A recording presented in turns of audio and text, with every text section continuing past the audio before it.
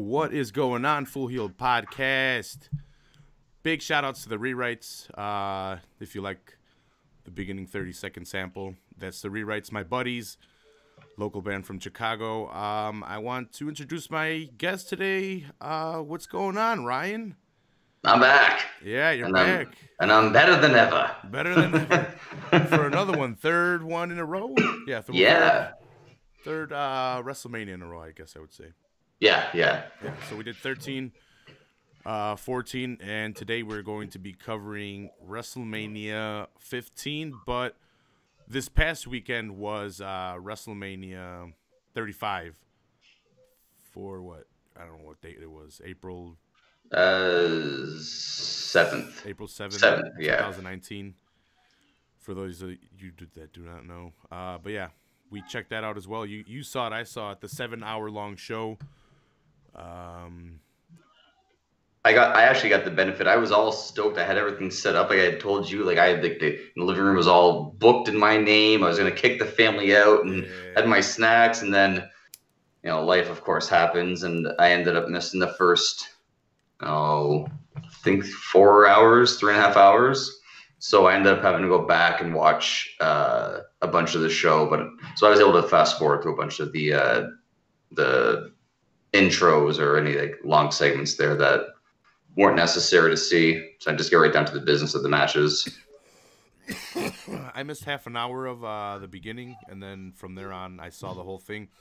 Lie. I did pass out for. Oh yeah. Some of Batista Triple H match. Smoking that much and eating that much. I had to pass out during one of the boring ones, and I picked up the other ones. So.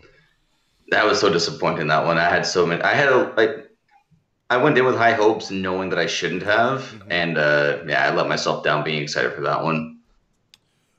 Jesus was a downer the whole fucking night. He's like, oh, this isn't that great of a Mania. I'm like, dude, just to fucking enjoy it, all right? I had Jesus over. Toucan came over, and my buddy Uriel, one of my frat brothers that maybe was on the podcast once, not really. But he came over, too. We had the famous Chicago Reco Benny's. That's that breaded steak sandwich. If you ever come. I saw pictures of that before. Jeff tried it, yeah. Yeah, it looks mean. Bronson has had it on his show on Vice. Oh, really? On Fuck That's Delicious. He was eating it there. Okay. It's funny because he asked for it not dipped or not with the red sauce on the steak. That's how it comes. Sorry, Bronson. They bread the steak and they make the steak and they fucking put on the sandwich, and it's messy. But that's how you gotta fucking eat it. That's just how it is. Sorry. That's how good food's supposed to be. Yeah, I had their wings. They have their own version of hot wings. It's like a tomato-based vinegary sauce. It's very, very good. It's not your basic buffalo sauce. Okay. Rico Benny's is, I would say, a little traditional. They do have their pizza items and shit like that, but they do have good Italian food. I would say, you can get some Italian food there. Nice. They have an extensive menu. Except they only have one location now. They used to have more in Chicago. They used to have one by Frankie before he moved, but they took that one away from his ass. It's closed now, but I got the one by me. Was it like a chain, or was it just independently owned? I'm not sure. It might have been independent. I don't know, because there's only one left, and they might have had the same owner, and they might have been a couple in Chicago. Right. Okay. They have some pretty good food, but that's what we had for Mania. Some chips and whatever. But I passed out a little bit during the Triple H and that one. But other than that, I saw the whole thing. The whole 6.5 hours of it that I saw. If I had to rate it, I'd give it a high C, so C+. Yeah. Minus. It wasn't the greatest of Manias. It wasn't the worst. It was more towards I would say, mid. Yeah. Somewhere in the middle. Yeah, it's been a while since I've seen a live WrestleMania, so I always had the last probably 5 to 7 years, every WrestleMania I've had all the results and saw the following Raw and everything. Probably it was 2 months before I would actually sit down to watch it, so I had the benefit of hindsight. So this one here, I kind of went in. I'm just, like I said to you, I just got the network not too long ago, so I'm just kind of getting back into the stuff going on now. So I'm catching up on some of the storylines, know some of the storylines already just because they're so big, like Becky Lynch and that. But uh, what kills me is that you have a lot of good talent, it seems. And when you cram 15 plus matches and you have to make some of those matches be 3 minutes long, when you know that if they could extend it another 7 to 8 minutes, give them like an 11 to 12, 13-minute match, some of those guys probably could have had a better show. Like the Finn Balor and Lashley fight didn't like it felt like there was so much potential there, but they just were like, okay, you guys have this much time, get out there, you know, start fast, you crush him, then you come back and that's it. Like I feel like there was more that could have been told in that match. There were some other matches that just like Samoa Joe and Rey Mysterio was I was so excited to watch that. And I got up to go to the bathroom. When I came back, it was over. I'm like, what the fuck? Like, the one that really pissed me off that got a deserved pop that I think it took away from the rest of the night on how they did it. And I'm not saying it's not deserving, but how Seth beat Brock. And I guess we'll cover it, and then we could just start off with WrestleMania 35. But so Seth and Brock got like, all right, I guess if you include the beginning. So Brock comes out, and then Seth comes out, and before the match starts, Brock is beating the shit out of him for a while. And then it finally ends up where they go into the ring, and Brock is going to do the F5. Or he hits him with a couple of suplex, German suplexes. Yeah. He's breaking him down a little bit more, but in order to get the F5. He goes for it.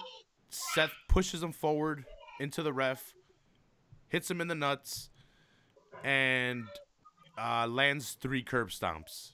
And that's it. Yeah. And got the first huge pop of the night.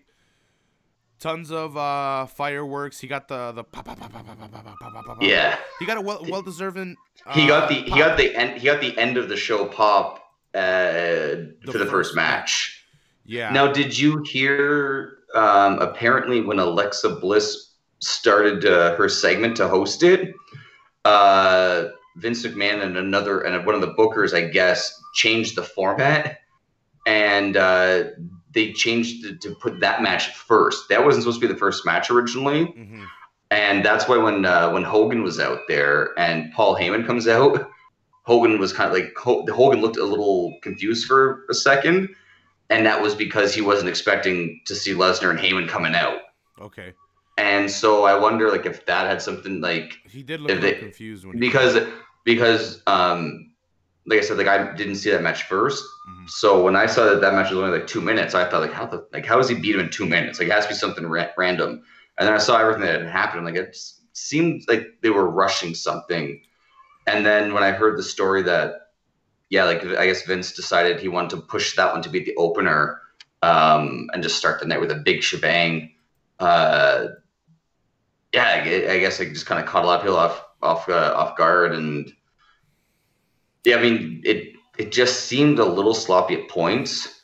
I think they could have organized it better.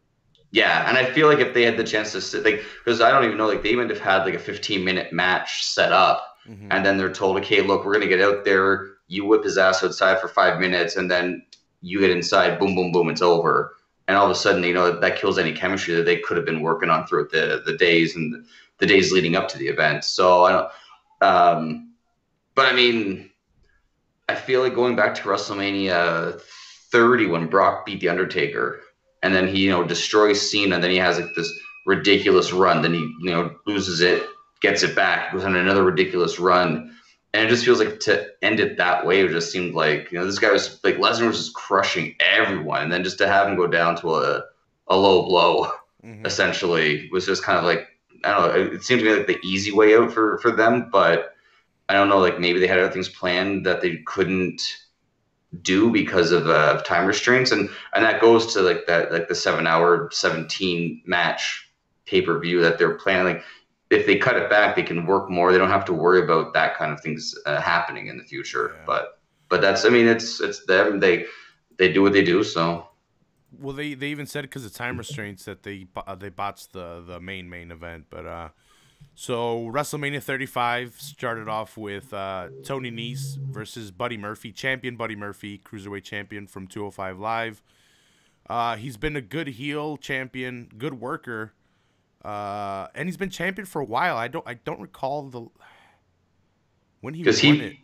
well, it would have been around like Enzo was still there. Yeah. Because I mean, that goes back 6 to 8 months at least. He took it off of Sean Alexander.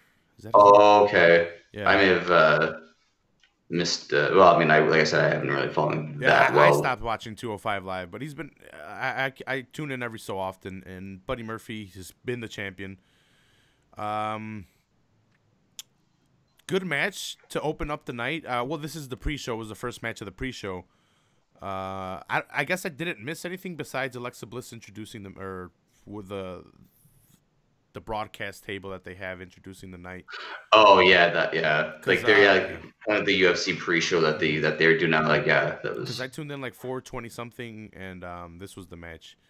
Because so Jeff was watching too, and he tuned in right away, I guess, because he hit me up and he's like, "Hey, who's this curly haired fuck?" And I'm like, "Oh shit!" I was watching something else. I'm like, "Oh shit! I guess it's on." And I went and I turned it on, and I guess they had just shot over to the match.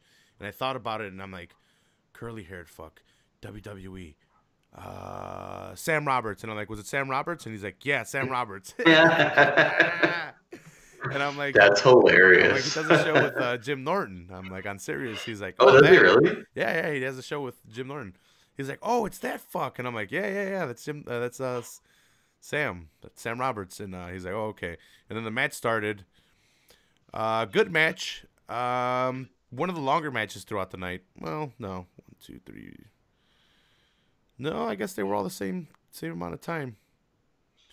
But I would say one of the better matches, definitely. 205 Live does that, though. They have better matches, except no one watches. I wonder if that's one thing I want to start getting more into 205. NXT and 205 Live have better wrestling. I was really impressed with the parts of NXT that I saw on the Friday night. I always am, dude. Whenever they come to town for a pay-per-view, we usually go to the NXT show because I don't want to go to both shows, spend money on both parking and then tickets. Right. So we'll usually go to the NXT show and then watch the pay-per-view on a Sunday. Chill at home. But the NXT show, definitely a way to go. Yeah. I hated that they did this one on Friday. Kind of threw me off, but tuned in anyway. Yeah, it was weird because I had heard that they were going to do the Hall of Fame on Friday originally, but then, again, I don't know, I mean, they switched plans, or they always had a plan for the Saturday, I don't know, but... Yeah. So, yeah, Tony Nese takes the title off of Murphy. I haven't been watching, so I don't know why they put it on Nese. It's kind of weird, but I guess they're mixing stuff up. I don't know if they'll bring up anyone from 205 Live.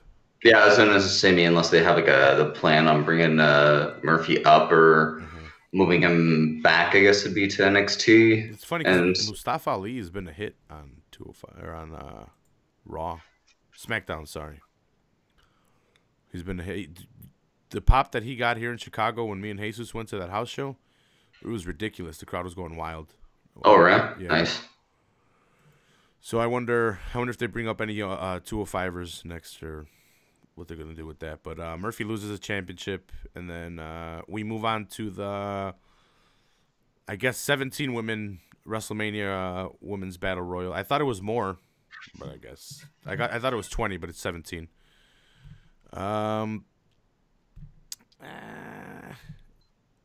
There's not really much to say about this till towards the end. I would say Sarah Logan was eliminated. She looked pretty strong towards the end. She was eliminating a lot of girls. What team did she eliminate? I forgot exactly what team, but she thought she won. She had the last elimination, and then Carmella appears from under the ring. The classic, like everyone has done it in the past. I love it. It's corny, but it still works. Yeah, so they're gonna push Carmella for some kind of thing. I guess this makes her #1 contender or something. She'll get something out of it. I don't know. We move on to this is the tag team championship match for the Raw Tag Team Championships. The Revival are defending their championships. Dash Wilder and Scott Dawson. I think Scott. I don't know which one's which. I think it's Scott Dawson, the one that actually has hair, won a lot of fans on Saturday by punching the dude that tackled Bret Hart. Knocked the guy straight out cold. Like. Yeah. He like clean ass shot. The guy had his hands behind his back and he's like, "Fuck it, you want to take a shot at Bret Hart? I'm gonna take a shot at you." And he's like, boom, kind of like a weird sideways uppercut. But you know, the guy couldn't protect himself in any way, so he was gonna land. Didn't need technique. Well, he had eaten a lot of damage from Travis Brown. Yeah, Travis Brown got the fuck out of him. So, first, people were saying it was gonna happen. I didn't think it was gonna happen. They ended Kurt Hawkins' undefeated or winless streak. Yeah, he had like 230 odd, 40 odd, whatever it was. It was ridiculous. I remember when it hit 200, and they just kept going with it. I don't even think it's at 200. I wonder if it was like the Goldberg thing, like where they're just like, oh, he lost one match, we'll call it 5, and just start adding numbers on there. 100%. Like, I got like when it comes to WrestleMania, like Mr. WrestleMania, that's got to be Zack Ryder. I mean, he's now won the Intercontinental title. He's now won the tag title. I mean, every time WrestleMania, he shows up and he walks away with gold every single year, man. Like, I'm surprised he doesn't take off to AEW. He'd be a talent over there. They'd use the WWE. I've always wondered why they don't use Zack Ryder. He's entertaining on the mic. He's entertaining in the ring, but they just don't use him, and he's becoming a wasted talent. He pissed them off. What did he do? He got himself over without the WWE's help on his own YouTube channel. And the WWE hated that. They weren't pushing him. And then right after that happened, they put him in a horrible angle story. And I forgot who. I think Cena probably buried him. But he got himself over. That's right. That was with when he was on like Team Raw and he was really, really big, and then he was dating one of the divas supposedly, and she betrayed him at WrestleMania. I think it was actually John Cena. Yeah, that's right. And someone threw him off the. He was in a wheelchair with like a broken neck, and someone threw him off the stage. I don't know. It was some story that he was in. And it was right after he got over with this internet championship. Internet champion, yeah. But it's funny because I don't know why WWE hated that. But you look at Becky, and Becky Lynch is using Twitter to roast everyone and promote herself farther. And they're like, do it up, do it. Yeah, that's it. That's right. But I mean, whatever. I mean, I still like him. I'm happy that they gave him I'm actually kind of surprised that they took the belts off of the Revival after the Hall of Fame incident. I thought for sure they're going to utilize that to maybe even like further push them, because I've heard that the Revival were in talks to jump ship also. I wonder if they fix some kind of contract issues or whatever, because they put the titles on them, but this kind of, I don't know what happened. Like they just took them off them at Mania. Yeah. The Revival need a push. They're a tag team that can hold the titles for a while or have a good rivalry with. They need to find 3 good tag teams that can interchange them like they used to have them. And they have enough good tag teams and time on Raw to fucking do it. Yeah, they definitely do. And at the Hall of Fame, I mean, you had Harlem Heat and the Hart Foundation, both tag teams, both legendary, and they both were talking about the Revival and how they are up and coming and they're fun to watch and all this kind of. So it's kind of funny to hear that like these guys are saying like, watch these guys, and the WWE is like, well, we're not gonna do that. Sorry, But I mean, what can you do? I don't know. Let's see. I would like a push for the Revival, but we'll see what goes on. Then the last match on the pre-show was the 30-man Andre the Giant Memorial Battle Royal, which takes away more and more every year from the Royal Rumble, especially when you make it a 30-man Battle Royal. And also, like when you like, and also like, what was it? who was it? Cesaro won it, and then Big Show took it. Like they Mm-hmm. tried to like really promote these guys, and they're supposed to be like you win this, and you're supposed to be huge after. But Cesaro never got a push. The Big Show, that was basically his swan song, was to win it, and then you had Baron Corbin, I think. oh yeah, Baron Corbin, and I need to get into him. I can't stand what they're doing with him now. And then we have Braun Strowman, which okay, cool. Like I like him. I think he's a great talent. He has a great chance to be a huge main event star, but he's beating up guys on SNL. Yeah. And somehow that's your final three guys in the ring are SNL guys and Braun Strowman. Like I don't know what the point of that was. Like, it didn't really get him over anymore. Didn't kill him anyway. Like it just kept him stagnant. They've been doing this for a while now with him, and I don't know what it is. I don't know if they don't trust him to carry the company, maybe because his mic skills aren't there, or maybe even his wrestling isn't even up to what they want it to be. He's got his set of moves, but how far is that going to take him? Oh, I mean, you could all you have to do is put him with a mouthpiece. Like Brock Lesnar didn't really talk that much, and he doesn't have a lot of moves anymore because of injuries over the years. Just give him a Paul Heyman like guy that can talk, Dude, they and had he that. just goes out there, destroy him, and then walk away. Like He came in as a Bray Wyatt guy. He came in as the Black Sheep, and then for some reason they split them up. And I think it's still, if they bring Bray Wyatt back, it could work. They just need to do it right. But Bray is a perfect mouthpiece for him. right, I don't know it'd be a good thing to do. Like yeah, maybe turn him. I mean, because what's it? Who's the? Was it Roman? Is it? Who's the Luke Harper? Luke Harper is probably coming back too. Yeah, okay, yeah. So I mean, like, 'cause with him being hurt, I mean, you could if they can bring them all back, maybe like have it be where they just restart the family. Especially right now with this, they're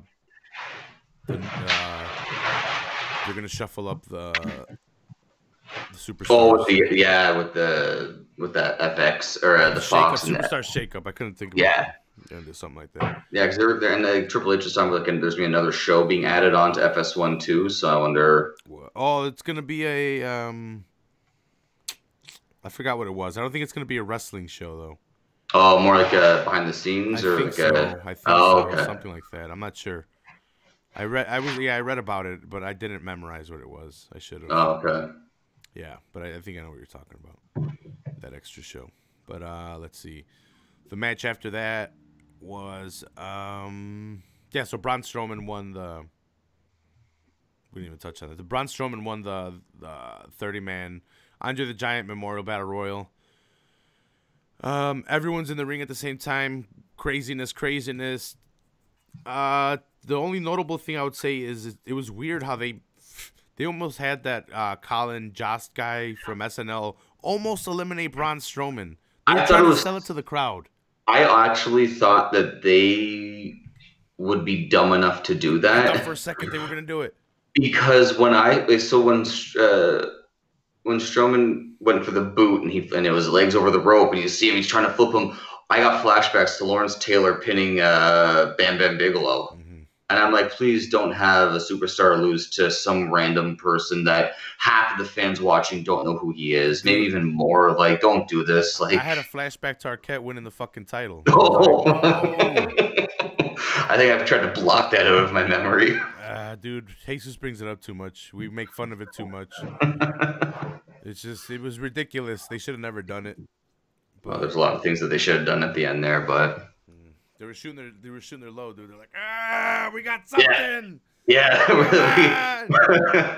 Come on, there's never been an actor to be the world champion before. We were me and Jesus did the spring break '97 for Nitro, and they were recruiting Rodman, and Rodman was so horrible on the mic. Oh man, Rodman was good in that role of being like the antagonist at Hogan's side and that kind of stuff, but Yeah. that was about it. But when he was talking, well, like when they gave them mic time, it was horrible. No, it was like when they tried to get when Karl Malone was in the ring with the DDP. That set wrestling back a good like 10 years. That's at wrestling back. What about Jay Leno? Oh, I forgot about Jay Leno and Eric Bischoff. That's right. That was. I Oh, might put that up above Arquette winning the title. I don't know. The Yeah, only because Jay difference. didn't win anything, so yeah. Yeah, Jay Leno was just there for like comic relief. Like Arquette actually had the championship of the world. Like the big gold belt was on David Arquette's waist. Oh, Ugh. And you know for a fact that when he got home, Courtney Cox was like, "I'll hold that now." He was like, "Yes, ma'am." I hate that. I hate that so much. But what you gonna do, brother? Yeah, Oh, they almost had that guy fucking eliminating Braun Strowman. Not believable at all. I would have been pissed no. by that, but whatever. The only way it would have made more sense is if they had him like duck and Strowman's like momentum carried him over. Yeah, But when he's grabbing him and like actually like trying to like get him over, I was like, no, like no, no, no, no. repeatedly. Yeah, like he was going like this did not know. Like I was like I was getting so afraid that they were gonna Yeah, try and like just destroy the Strowman's character more, but no, God. I think my first friend got here, Uriel, with the food around this time. Yeah, because he was here to witness the first match. I messaged my other two friends. I'm like, hey, dudes. I'm like, Brock came. After the pre-show, the first matches, Seth Rollins versus Brock Lesnar for Brock Lesnar's WWE Universal Championship. Uh, so Heyman comes out after the host. Alexa Bliss comes out. Hogan comes out. They do their little shtick. Was it known that Hogan was gonna be there? Yeah, they'd mentioned it like a week before, 2 weeks. Oh, okay. Because I was like There wasn't a when lot of I buzz, but I saw a couple of articles that said he was going to be hosting, or he was going to be there. he was oh, okay. Okay. Yeah, because I was kind of surprised when I saw that he had shown up and Especially but with him inducting Brutus, they were like, "Oh, he's definitely going to be at Mania." oh yeah, that's true. Yeah, I guess it would make sense to have him. They couldn't have him at one show and not. Hmm. By the way, Yeah, so we went. Yeah, Lesnar gets thrown into the ref. Low blow by Seth. 3 curb stomps, and Seth is your new Universal Champion. 2 minutes and 30 seconds. and I'll say like uh, Seth Rollins, he actually did take a pretty good beating. Like when they showed his back Hmm. at Hmm. some points, he had a couple like little good cuts and bruising showing He up. got put through a table. He was like they like. He I got mean, flung around pretty bad though. you can definitely say like wrestling's scripted, but you can't say it's not fake when you see stuff like that happen. Like Yeah. he was looking worse for wear there, but I like the title on Rollins. Hmm. I because like I don't watch, like I said, I haven't been watching too much live stuff last few years, but knowing how Lesnar's the champion and showing up once every 6 months and that kind of thing, or just pops up here and there, I don't mind him popping up for a storyline like he used to do with like Triple H and that kind of stuff. But the storylines here, where it's like he's the champion, and he's never defended the title. At least with Rollins, you're going to you have the availability now to have a storyline that can run 2 months if you want. He can have different rivalries, uh, and barring an injury, he's going to be at every live show. Let's see. Guess we can move on. AJ Styles versus Randy Orton. This was a good match. I think this was a fans match. There was no titles on the line. No real rivalry either. Mm-hmm. Uh, I love that AJ Styles resigned too. Because for the longest time, I never got to see him after. Like I watched him in TNA for years. I never saw TNA. I need to go back. I need to find a way to see that TNA so I can cover some of those. I have like a game show network that shows random pay-per-views from TNA now. That's how far TNA has fallen, uh, but no, like I've always loved him, and after I couldn't see him anywhere when he finally came into WWE. Here we go, like finally, and like his matches, like you see him work with so many different guys, and he can do so many different styles. Like he goes from fighting like Shane McMahon to Shinsuke Nakamura to Randy Orton in 3 WrestleManias, and each WrestleMania like boom, boom, boom, boom, boom. They're all so different. They're all so good. Like, he brings the talent. Like he can take a talented guy and make them look that much better. Which I haven't seen a bad AJ Styles match. Not that I'm looking or like, oh, point it no, out, but Like out of the ones I've seen him put on in WWE, he elevates the other guy to a better level, or they put on a good match.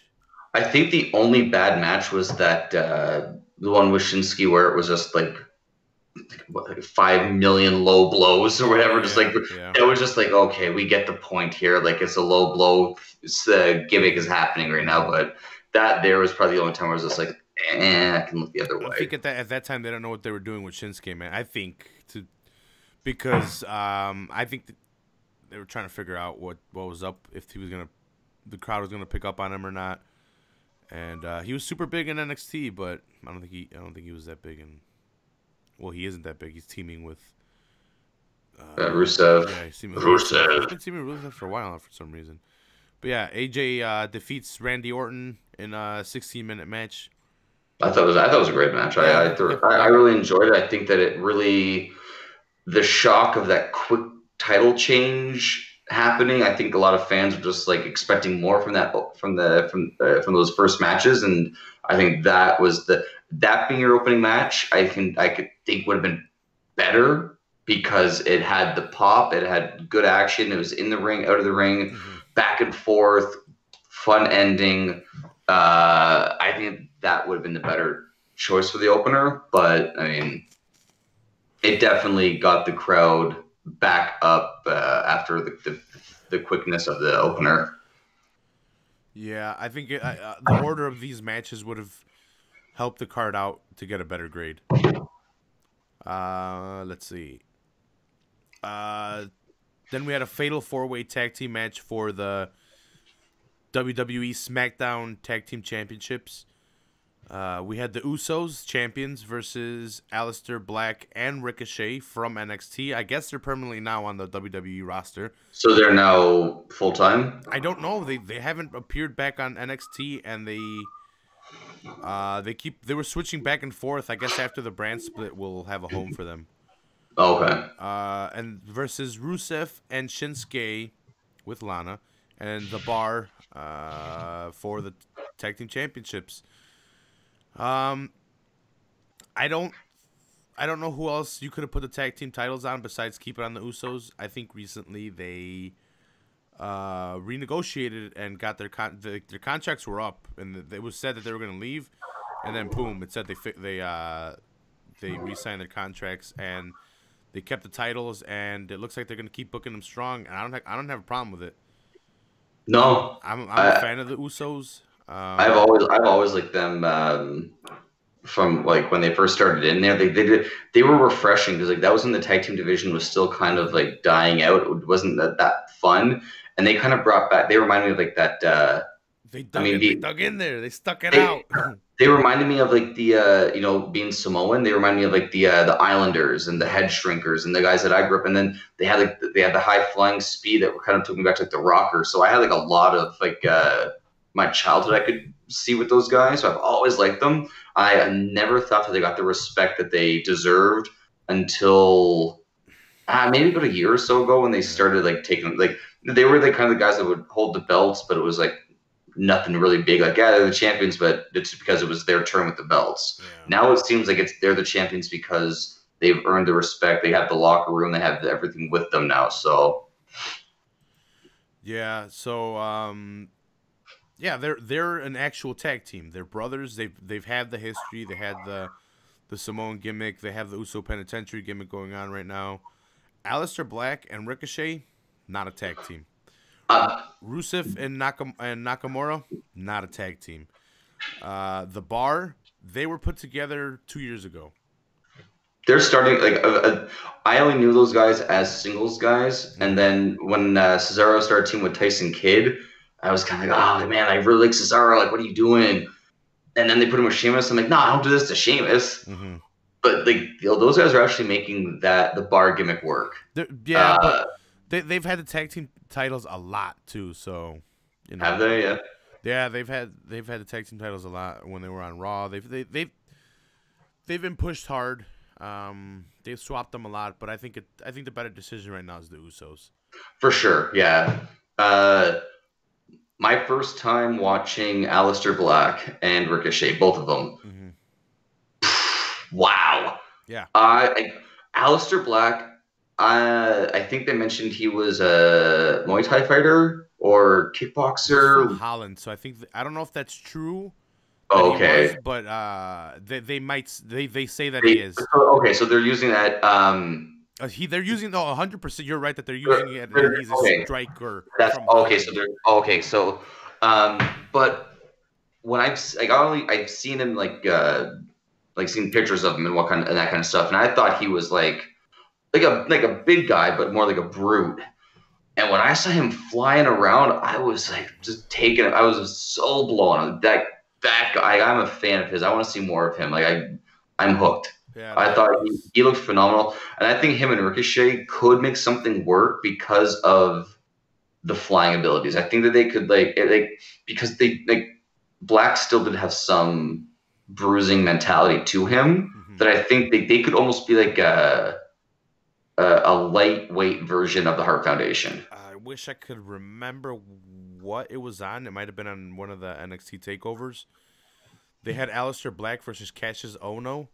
Okay. That is a fucking crazy match. They're just like chopping each other, elbowing, exchanging kicks, exchanging knees to the face, like just revert, like doing the same moves to each other like Aleister does. Like they're going strike for strike, and it kind of reminded you a little bit of MMA, because they're actually throwing like kicks and shit like that and chopping each other up. Right. And actually, you can hear the slaps.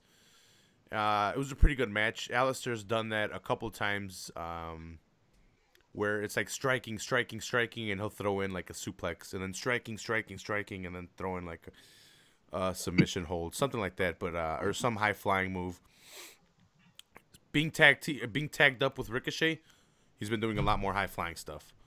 Okay. Uh, That one part when they had them in the corner. It started off as gonna be like a soup. It was gonna be I think it was a suplex to Ricochet, and then there was going to be turned into like I think it was going to be a double suplex off the top turnbuckle of Ricochet. Then they got the two guys to get them on the oh yeah, shoulders. Then they got the next two guys going for the powerbomb, and Ricochet lands on his feet and rolls into the yeah. corner. I was like, Ricochet's like, hey, I know how to fall, Jesus, guys. God Almighty, that was insane. And then like that super kick to finish it off the way like everyone ate a super kick up and or a broke kick. Like everyone just kept on landing the shots until the Usos came in and finished off Sheamus. I think that was a wild ending. I would first time for me like to see these guys like all work that way. And I was really really into it. It really grabbed my attention. Good, good. That's good to hear. Cause no, they're really good NXT talent. I don't think Ricochet was NXT champion, main roster champion. He was North American champion. Um, And he relatively new to to NXT. WWE or it would NXT WWE or Yeah, was he there? NXT. He's been there maybe a year, maybe a year. So here, Okay. so here's a little story for Rick. If you guys watch Lucha Underground, he's Prince Puma. He wears a mask. He's a masked luchador. He knows Rey Mysterio. He's fought with Rey Mysterio. He's well known, but he's had other names. He was Ricochet on like Ring of Honor and in Japan. But for Lucha Underground, he was Prince Puma. And he was signed with them. And the thing is, with Lucha Underground, they pre-record a whole year in advance. So he had a contract signed Oh, with okay. them. And UFC picked him up with his contract expired. But part of the contract is, hey, your contract is expired, but you can't be shown on a different company for a whole year until our season is over. Oh, so that he's So not. he had a kind of like Yeah. he couldn't do any televised shit for a year. He could only do small indie stuff and like travel around. And the WWE had his contract. He was pretty much signed, but for like a whole year he wasn't on NXT. He wasn't doing anything. And then finally he came to NXT. They had too good of a story playing out to the point where I think they had to bring him to the main roster. Okay. You saw how it ended on NXT on Saturday, Friday. With the Gargano. yeah. Yeah, that's been going on 3 years, dude. That rivalry with him and Champa. Oh, really? Oh, dude. Or Cole? Yeah, him and Cole? Champa. Was Or it? Adam Cole, Oh, because Cole. Well, Ciampa. so the story behind this whole story has been Ciampa and Gargano, but Gargano finally getting his NXT title. That was the Yeah, I story. heard them. They were saying like he'd never won a takeover pay per view, and him and Ciampa were tag champs. But then Mhm. Ciampa got the main title, and they were supposed to fight. And Hopefully you got I'm time trying to today. catch up to that. Yeah, hopefully But you got time today because it might be a long one, Ryan. I'm in. I'm in for the deep So run. about 2.5 years ago, DIY was a tag team that was very, very heavily pushed. Okay, I know that seems Ciampa familiar. and Gargano, they were a tag team. They had to fight each other in the Cruiserweight Classic in an epic match that I think sparked off people's interest to them even more, to like even a bigger level. The people are already watching them, but that put an eye on them. That match that they put on the Cruiserweight Classic. I don't think they've had a second one, but yeah, that one. So they were a tag team and they had to face each other. I think Gargano eliminated Ciampa, and they're sitting in the middle of the ring, and Ciampa like fucking, they're like sad, and he whatever, like tousles his hair or whatever, like Right. you beat me, little brother, or whatever. After that, they go on like, I don't know, like 6 months, and they have a good rivalry with the Authors of Pain. They win the tag team titles. They defend the tag team titles, and then I think on their second defense, it was like a triple threat ladder match here in Chicago, which I attended, Okay. and they lost. And at the end, they're walking out, and they're at the Titantron, and they're waving and whatever. And Ciampa turns on Gargano in like epic ass turn, like, you don't get those often. No one Like, saw it coming, yeah, kind no of one saw thing. it coming, and everyone's like, "Oh my god!" And he beats the shit out of Gargano. From there on, Ciampa goes on to on a rise to win the NXT title, Right. but he gets injured, so Gargano gets that chance, and he loses, can't win against I think it was Cien Almas. They were just making him the underdog. He couldn't win it. Ciampa comes out of that knee injury, wins the NXT title, and has held it for a while. And he's been like, but I think he's been calling himself Blackheart, like, and he's been a good heel, and like he's crazy for the title. He had a neck injury. They took it off of him. But in this whole time, Gargano's been trying to take it off him, and like they've been like, people are like, "Oh shit, he's gonna win it," and he never wins it. Finally, this past Friday, fucking Gargano won the NXT title after. I'm telling you, dude, it's been like 3 years. This whole fucking story. Like, you thought it was Cole and Gargano. No, this has been Gargano, Ciampa, Gargano, and the NXT title, and finally, he's got the fucking. So like, it was heavy. It was heavy. Him winning the Okay. fucking title. And to be honest, the best story that WWE has told in the past 3 years, and it's been that long. Like, Really, you that's kind of, awesome. yeah. Like, if you go back and you count it from them being a tag team, yeah, and him getting betrayed, because yeah, he betrayed him as a tag. Like, it's been like 2.5 years, and it's been awesome. It's been pretty epic. I'm glad it happened here in Chicago. The turn, me and my brother were at the NXT show. We got pretty alright tickets. We're off to the side of the Titantron, off to the left hand side, and so we got to see it all. And he put him through the table right in front of us. It was fucking crazy. That's awesome. Yeah. It was like no one saw it coming, and then it happened. And what, like a year and a half now, 2 years it's been, and he wins the title.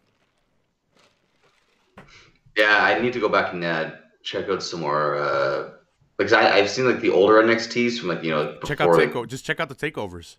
Yeah, that's probably what should be, because I know like the ones that I've seen were like back when like Rollins and Big E were the champion, like going way back, and like Neville and those guys. Like Let's that's recap the takeovers. yeah, let's go. Because I haven't seen like some of the big. I missed like the first 3 years. I was at U of I, and then I came back, and my brother's like, "Hey, you should watch NXT." I'm like, "Yeah, whatever, fuck face. Don't tell me what to do." Yeah. And he's like, "No, dude." He's like, "NXT's pretty good." And I'm like, "Yeah." So like, I decided to check it out, and I'm like, "Damn, it is pretty good." I mean, we could do a 7-hour show in honor of WrestleMania. Why not? Yeah. So back to where we're at. I think we're at the Fatal 4-Way. Yeah, just finished the tag team. Yeah, Yeah. Usos retain. Let's see, 8th match on the card: Shane McMahon versus The Miz in a Falls Count Anywhere match. Uh, Pretty awesome match, to be honest. I maybe just because I hadn't seen The Miz like this, the brutality of The Miz. Yeah, yeah. I like the Miz like this, like fighting for his dad, Mhm. and uh, A little cheesy at spots, but I'll take it. It's WrestleMania. They had to I sell like it. they did it smart. Like like they had Shane do like that underdog, like sneaking out of the ring, and then like oh he can't come out, and then when he finally sneaks out, get the kicks in and get back out, like Yeah. running around, and I mean, and they even worked it back at the Hall of Fame when they were showing them on the camera, and the Miz and Maurice were doing their thing, and Shane and his wife were just like whatever, like not interested, like so they were playing it up like really good even the night before. Mhm. Um, I could I could come on here and talk shit about, because a lot of people like talking shit about. I try to look at the bright side of this. I I did not want to see this match going in. I hated it. I was like, this is right. stupid. This is forced. I'm like, I get the angle, but this is forced. The match was pretty. It was pretty good. For what it was, because it was what like Fastlane was when everything kind of happened. It was a really quick Yeah, story, yeah, yeah, yeah, yeah, um, but it had everything you yeah. wanted. It had the dad come in to be like stop everything, blah, blah, whatever, and I'm going to defend my son, and you know Shane looking like okay get this guy out of here, and then the perfect heel to attack him. Yeah, it didn't affect anyone else. And it did get corny though, because I mean I had nothing against the Mrs. Dad or whatever. He's not an actor. Yeah. So when the Miz is like, "Dad, you okay?" and his eyes are open and he closes his eyes really quick, he's like, "Oh yeah, I'm okay." And they're like, "Let's get." And then every 2 seconds he's like, but I get it. Yeah, mentioning that, like when he was knocked out in the corner, and and like they go check on him, the paramedics, and he's knocked out, and the Miz and this guy continue to fight. The cameras don't pan away from him fast enough. He's like knocked out, and then his eyes open, and then the Yeah. the camera's like, oh shit. The camera's Like, and it was I was kind of afraid that they were gonna have the dad do like that one Nitro when Goldberg speared Bret Hart and he had the chest plate on and Goldberg was knocked out. Mm-hmm. I was so afraid it was gonna be something stupid, like he was gonna have something under his shirt, and He did Shane was. because he took some hits. I thought Shane was gonna like hit him though, and be like actually like hurt himself, and be like, "Oh crap!" And then the Miz was, but getting them out of the ring into the crowd, like the Miz flying over the barrier was so great. And I'm not gonna lie, I thought that finish was perfect. Yeah, off The of way because stage. they superplex perfect, and just the momentum like as it would be. Shane hits it. He kind of like sits up and then falls backwards and just happens to fall on him. Mm-hmm. It wasn't like those like the corny kind of ones where it's a superplex off of something high and then they both lay there for 2-3 minutes and then one guy crawls over, gets his hand on him, and gets the 3 count. Mm-hmm. It was just momentum carrying Shane onto the Miz, which was like I thought it was just a good way to give Shane the win and give the Miz a big pop because he didn't lose clean. It was like by fluke. Yeah. And he whooped Shane's ass for a good chunk of time too. Like he made Shane look like the scared heel, like they don't like they used to see. If it's still real to you guys, you might want to cover your ears. Even though I know it's foam, like I was still kind of scared for them. I knew what was under there, and I knew what was gonna happen, but like it was still pretty high up, and I'm like, holy shit, these guys could still kind of get hurt, coming down on each other, fucking cracking heads, even though on like a down, especially trying to sell it, like where Shane comes up and kind of pops up and then not hits him, but kind of lays on him for the pin, But the foam took a lot of the bounce away, so that was good. And it did look foam like in the past they would have like material that would give a little, whereas this looked like a padded mat. It didn't look like a stage or anything like what Shane has fallen off of in the past. Yeah, the sides came up and you could see the foam, which no problem. I was still. But yeah, I mean, it is what it is. If that's the biggest complaint of the finish, I mean, that's whatever. Like, fighter safety is our biggest concern. Like, good match. Let's see. The match after that was the Fatal 4-Way. Yeah, the Fatal 4-Way for the women's. I wish they would have done something different. Like, I hate that they're like, Oh well, the men had a fatal four way. Let's do a fatal four way for them too. Yeah, They did their own yeah, thing. They didn't need a yeah. fatal four way. These tag team championships are new, and the way that they did it, I wish they would have kept. Might be a little biased. I'm a Bailey fan. I wish they would have kept it on Bailey and Sasha. Yeah, like, it's weird to me to make them the inaugural champs, and then in one of like what would Before the Mania? it can't be much more than what 6 weeks ago that they were crowned the champs, because it was that Elimination Chamber that was February, so it couldn't have been that long ago, and And they could have had a that's it. crazy moment. They could have So here's the thing: you keep the titles on Bailey and Sasha, and then spoiler alert: Becky Lynch won. You have them come in at the end when Becky wins and is celebrated a little bit. You have them two come in. You have Charlotte stick around for a little bit Oh yeah, you mentioned that. outside, Yeah, and then you have them all come in. Them the tag team champions, her the double champion, and you have them all celebrate, and Charlotte, out of respect, celebrates with them too, as the four horsewomen. right. Yeah, the And real four yeah, horsewomen. yeah, and they taunt Ronda or something like that, and you set up a feud for the next WrestleMania where it's the four horsewomen versus these four horsewomen, and I know it's there, and I know the story, but it could have fed more into a long storyline. And I think they just gave up a chance to do that. You could even if you didn't want to keep the titles on Bailey and Sasha, you could have just had those girls come out after Becky celebrated a little bit, and had them celebrate with her and throw up the four horsewomen thing.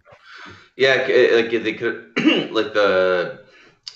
like WrestleMania 20 when Benoit won the title and Eddie Guerrero came Yep. out Mm-hmm. and they celebrated together. Like, we've been doing this for years, and now we're world champions. Same exact idea, but now you have the moment for the women. Mm-hmm. Like that's what they're talking. They're talking about the women's movement in WWE and that kind of stuff. This would have been the perfect way to cap it. Like you said, have all of them there. But Yeah, but they have a pretty good match, but the ending sucked. So you have Billy Kay and Peyton Royce ducking out of the match and then coming in and winning it. Kind of the Carmella thing. You kind of have the same finish here, man. And I forgot to mention it, but in the men's battle royal, you had the SNL guys do the same thing. oh yeah, they were into the ring, weren't they? That's how Yeah. that's how they lasted until the end. You could have had them last till the end by getting beat up in the beginning and not thrown over the top. But no, you had them run out right away. Right. WWE, do better. Or just don't hire comedians to be wrestlers. Mm-hmm. I don't know. Yeah, I don't know who that sold. I don't know who still watches SNL. Sorry, guys. I was a Mad TV guy. I'll admit it. I'll admit it. I Mad like TV I like guy. I like SNL. I watch a little bit of I watched Mad TV. I watch a little bit of SNL That's how now. I was. Oh, okay. So I was. But I used to watch it back in like the early 2000s a lot, just because I just get home from work and it would just be on. But I would check out Mad TV if I had the choice. I like those guys. Like, there's a lot. I found the comedy better on Mad TV. Yeah. Yeah. Thank you, Ryan. But and especially at that time. Yeah. There's a time where Mad TV I think was better than SNL. Maybe Yeah. longevity. Yeah. SNL. Overall, though, if you want to talk like of all time, though, I'm gonna say In Living Color takes the cake for Okay. the best. Mhm. That's always my go-to. I wasn't. I didn't watch too much of that. I saw some of it, but I was a little bit too young to remember all of it. This is where J Lo got her start, right, as a backup dancer. Yep. J Lo, Jim Carrey, I love pretty much Jim Carrey.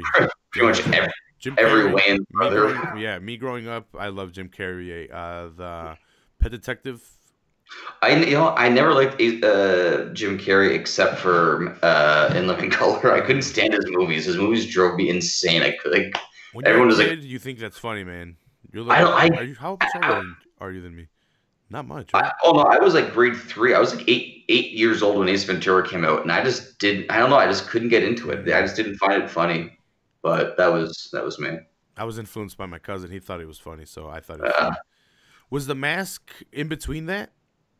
Yeah, it was like Ace Ventura, then the Mask, Ace Ventura 2, then Dumb and Dumber, Yeah, and Ace Ventura's probably the first one I saw with my cousin, and then that's where we got hooked, and we had to go see The Mask, and then we were like, we gotta go see fucking part two, and then I made my dad buy me part two. I had the VHS, and I would watch it over and over again nice. because that's what you used to do. There was no That's yeah, Netflix. yeah. It was like what VHS. Mm-hmm. God damn! Now I gotta rewind if I want to watch this movie Yeah, again. yeah, I have to wait 5 minutes. yeah, yeah, yeah, yeah. There was no like a hit to start from beginning again. No. Nope. And then you had like cool cars that would rewind shit for you, like if you Yeah, wanted to. yeah, yeah. Yeah, but you had the Iconics win this match, like I said, out of nowhere. Kind of bullshit, especially for it to be a Mania match. And like you said, the inaugural champions that didn't even win it too long ago lose it like this.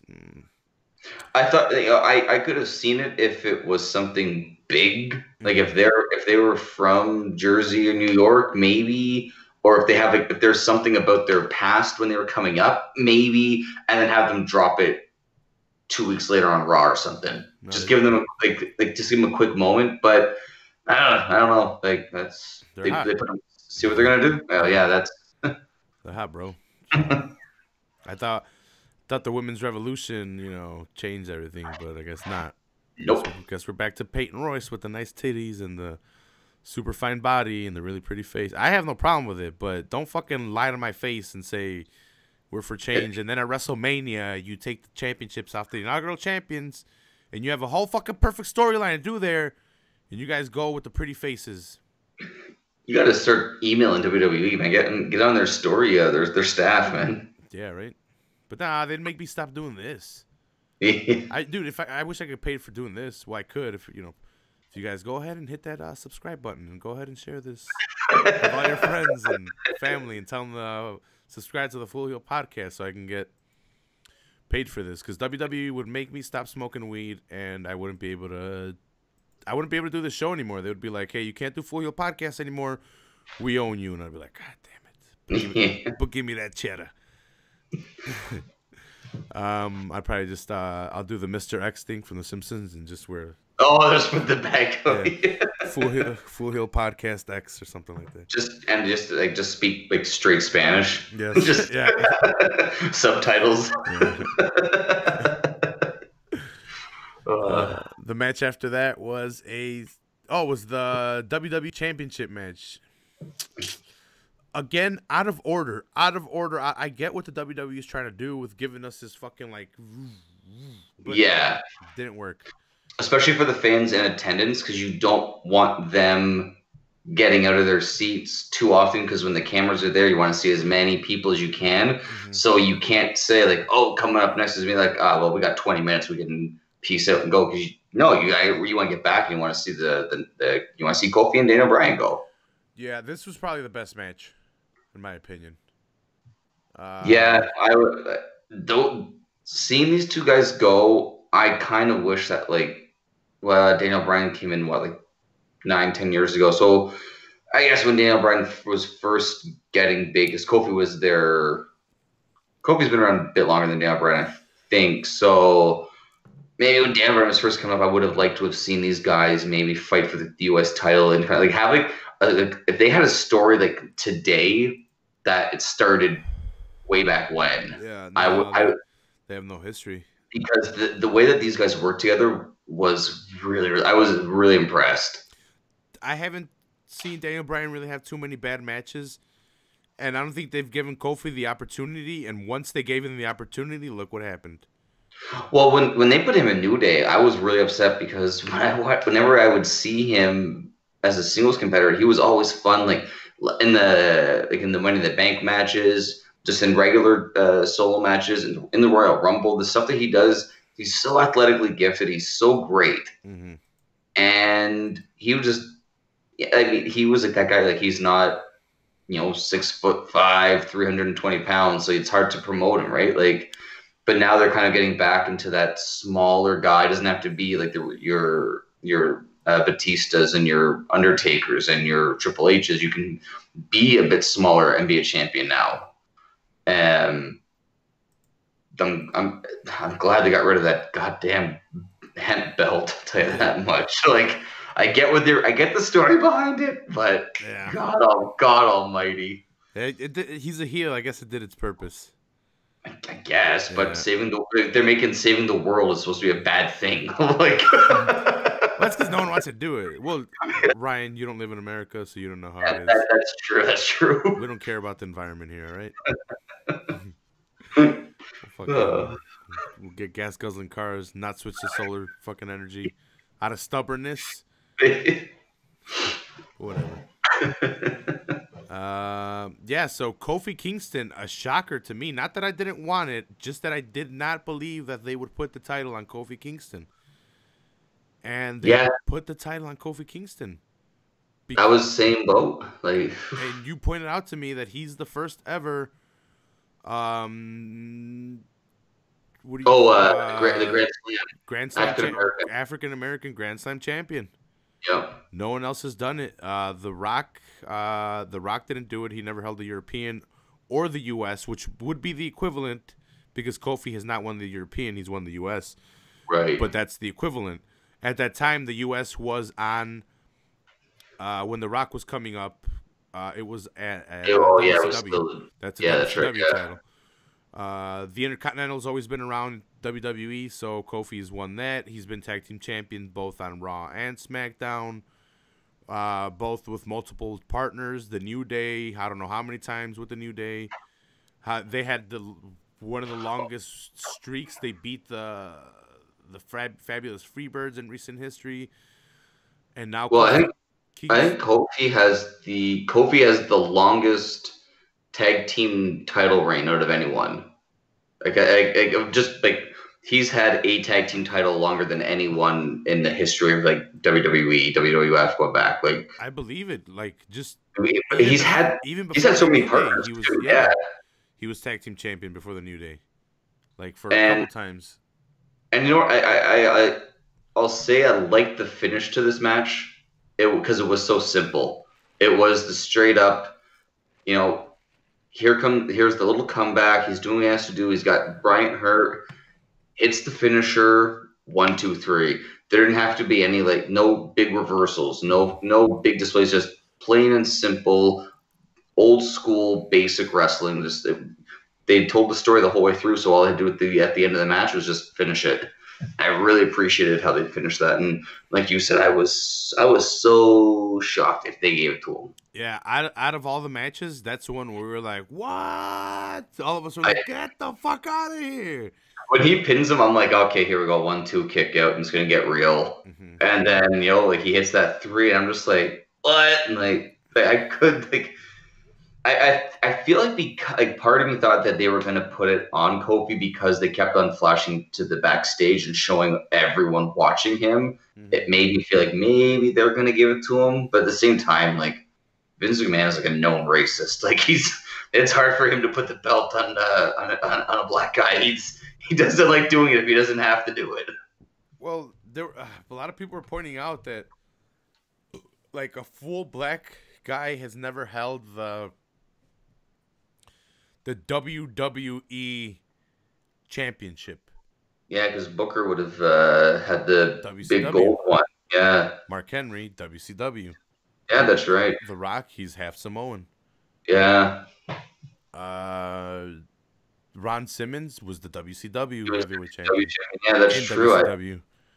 WCW. Kofi Kingston is the first African American not only to be a Grand Slam champion, but to hold a WWE/WWF, because that's literally the same company, to hold the fucking championship. Was Bobo Brazil ever world champion though back in the day? I don't think so. I'm not. And this is going all the way back to like the 50s. So I mean, I don't know how that categorizes. That's territorial. Right, because from the territory. But I mean, even if you just go from say 1980 with the Sheik and Bob Backlund and Hogan and Warrior and Macho Man, and then you start rolling into your who would have been your Yokozunas, your Bret Harts, and that kind of stuff. Yeah, there was never really a lot of black talent to start off with. Mm-hmm. they got a lot of singles pushes, a lot of singles titles, but never the main one. Um, Hey, I, Kofi's a first. it's wild, man. I mean, I've always liked him. I'm thrilled that they did it. I'm still pretty sure that Rollins is going to end up with both those titles in a couple of weeks Mm-hmm. because it like I told you when it happened, like I guaranteed on Monday Night Raw they're going to find a way to get the belt off him. Like, Yeah, I'm. It's crazy because I was thinking about it. I'm like, wait a minute, Eddie was 100% Mexican. They put the title on him a while ago. It's just he could sell, man. He was a yeah, great. He was a fantastic wrestler, and he was great on the mic. And he could be heel, and you were sold. He could be face, and you were sold. I mean Kofi right now is what Shelton Benjamin should have been 12, 13 years ago. Mm-hmm. When Shelton Benjamin first started going solo, instead of making him the gold standard and wasting that talent, Mm-hmm. they should have put it on him then. But This was 100% undeniable. I would have been. I didn't think it would happen. I would have been pissed if it didn't. But I'm glad it did, and I'm glad the way they did it, clean. They yeah, had a good match, no shenanigans on how he won on the ending of that. So it's fantastic. I'm glad they did that. for sure. Yeah. Next match, not so much, but I hear Rey Mysterio was injured, so we had a minute Uh, long match between Samoa Joe, United States Champion, against Rey Mysterio. I heard Rey Mysterio was injured, so they had a minute long match, and Samoa Joe chokes out Rey Mysterio with the Cohina clutch. it was a slick way to get it locked in. Yeah. Mm-hmm. I did like that, but yeah, like I said, I got up to go to the bathroom, and I came back and it was over. I'm like, what the fuck? Like, no, no. Like, I didn't think that they were gonna give the belt to Mysterio, but part of me kind of hoped that they would give it to him. But I thought they were going to because he's a face and it's WrestleMania, and I'm like, oh, okay, they'll switch well, the roles. they've done that kind of stuff before. They'll like I said, like they'll drop the belt to the face just to have him lose it the next night or 2 nights later or something like Yeah. that. Um, Yeah. So Samoa Joe retains the United States Championship. Not a bad decision either. Samoa Joe, they need to keep it on Samoa. He can bring some legitimacy to that United States Championship. Dude, I'd say keep it on him for longer than 6 months. Keep it on him for a really, yeah, while. really set the tone with him as that champion. Then you can, because then you can have the chance to push him into like a main event a high profile rivalry. Mm-hmm. Hopefully they do it, but we'll see what they do. After that was Roman Reigns versus Drew McIntyre. Um, I don't know. I don't know what I thought about this match because I'm a Roman Reigns fan. I'm super glad that he came back from beating cancer. I'm a Drew McIntyre fan. I love the push they're giving him. I wasn't against the angle that they were cutting with McIntyre and Roman, but it's a hard angle to get McIntyre over. And I you've think the best way to get him over would have him take on Angle and have Roman Reigns take on maybe Baron Corbin. yeah, that would have And been way just better. That made more and sense. have Roman just bury Baron Corbin, just not like just make it a squash match if you really want to, like really because people don't like him. They finally have Roman kind of like they've tried for so long to get the fans to like him. They finally kind of have this way like the fans are connecting to him. Let him just destroy someone that no one likes, and then you can give Drew McIntyre. I don't mind if Drew McIntyre were to beat Kurt Angle Mm-hmm. because that would be like Angle's always been a business guy. McIntyre gets the push to go forward. You could even, I mean, utilize it that maybe Angle turns at some point and joins up with McIntyre and like helps him or something in the future and gains respect from the match. But yeah, like I don't know, it's this match. It was good, It was a good but match, but I just don't know where they're it's going with this. yeah, it just seemed like one of those things. It was just like they put it on the card just because. Okay, we have McIntyre, we have Reigns. Oh God, you know what? Just put them together. There you go, done. There's a Yeah, match. Like it just seemed like that's what it was. Like they have too many guys that they needed matches for, it's like we need him at and Mania. Hurry. yeah, just throwing things together. Yeah, and then The next match after that was the Boar Fest, Triple H versus Batista. Oof. No holds barred match. If Triple H lost the match, I think he had to retire from in ring competition, Yeah, which I don't know why Batista wanted that, but okay, whatever, dude. yeah. Um, I didn't know it lasted 24 minutes, 25 minutes. I thought it was a lot shorter. I must have fallen asleep a lot longer. It didn't feel that long. No, I may have to go back and watch it because it honestly did feel like maybe 15 minutes. It didn't feel like it was up to 20, but maybe you fell asleep too, bro. no, because I had Kara saying, "How much longer is this?" I'm like, honey, it's only 10. We got 2 hours to go here. Still a while. Yeah, so one of my friends caught me sleeping, and he's like, "Hey, are you good, Rafa?" And I'm like, "Ah, shit." So I had to like wake myself up after that one. After this match, I went and got a Monster that I had in the fridge.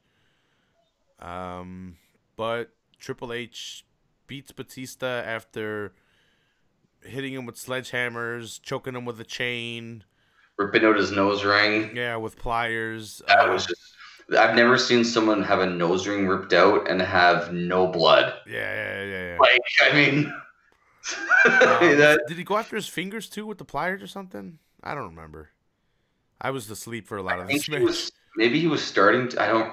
I think I kept on waking up. Like I was like, if you smoke a lot of weed and you try to stay up and watch something, you like you're in intervals sleeping, waking up. You're like, yeah. You're like, ah, shit. So I'd hear a loud noise and be like, what the hell's going on? And like fucking see that he's ripping out the nose ring or he's fucking.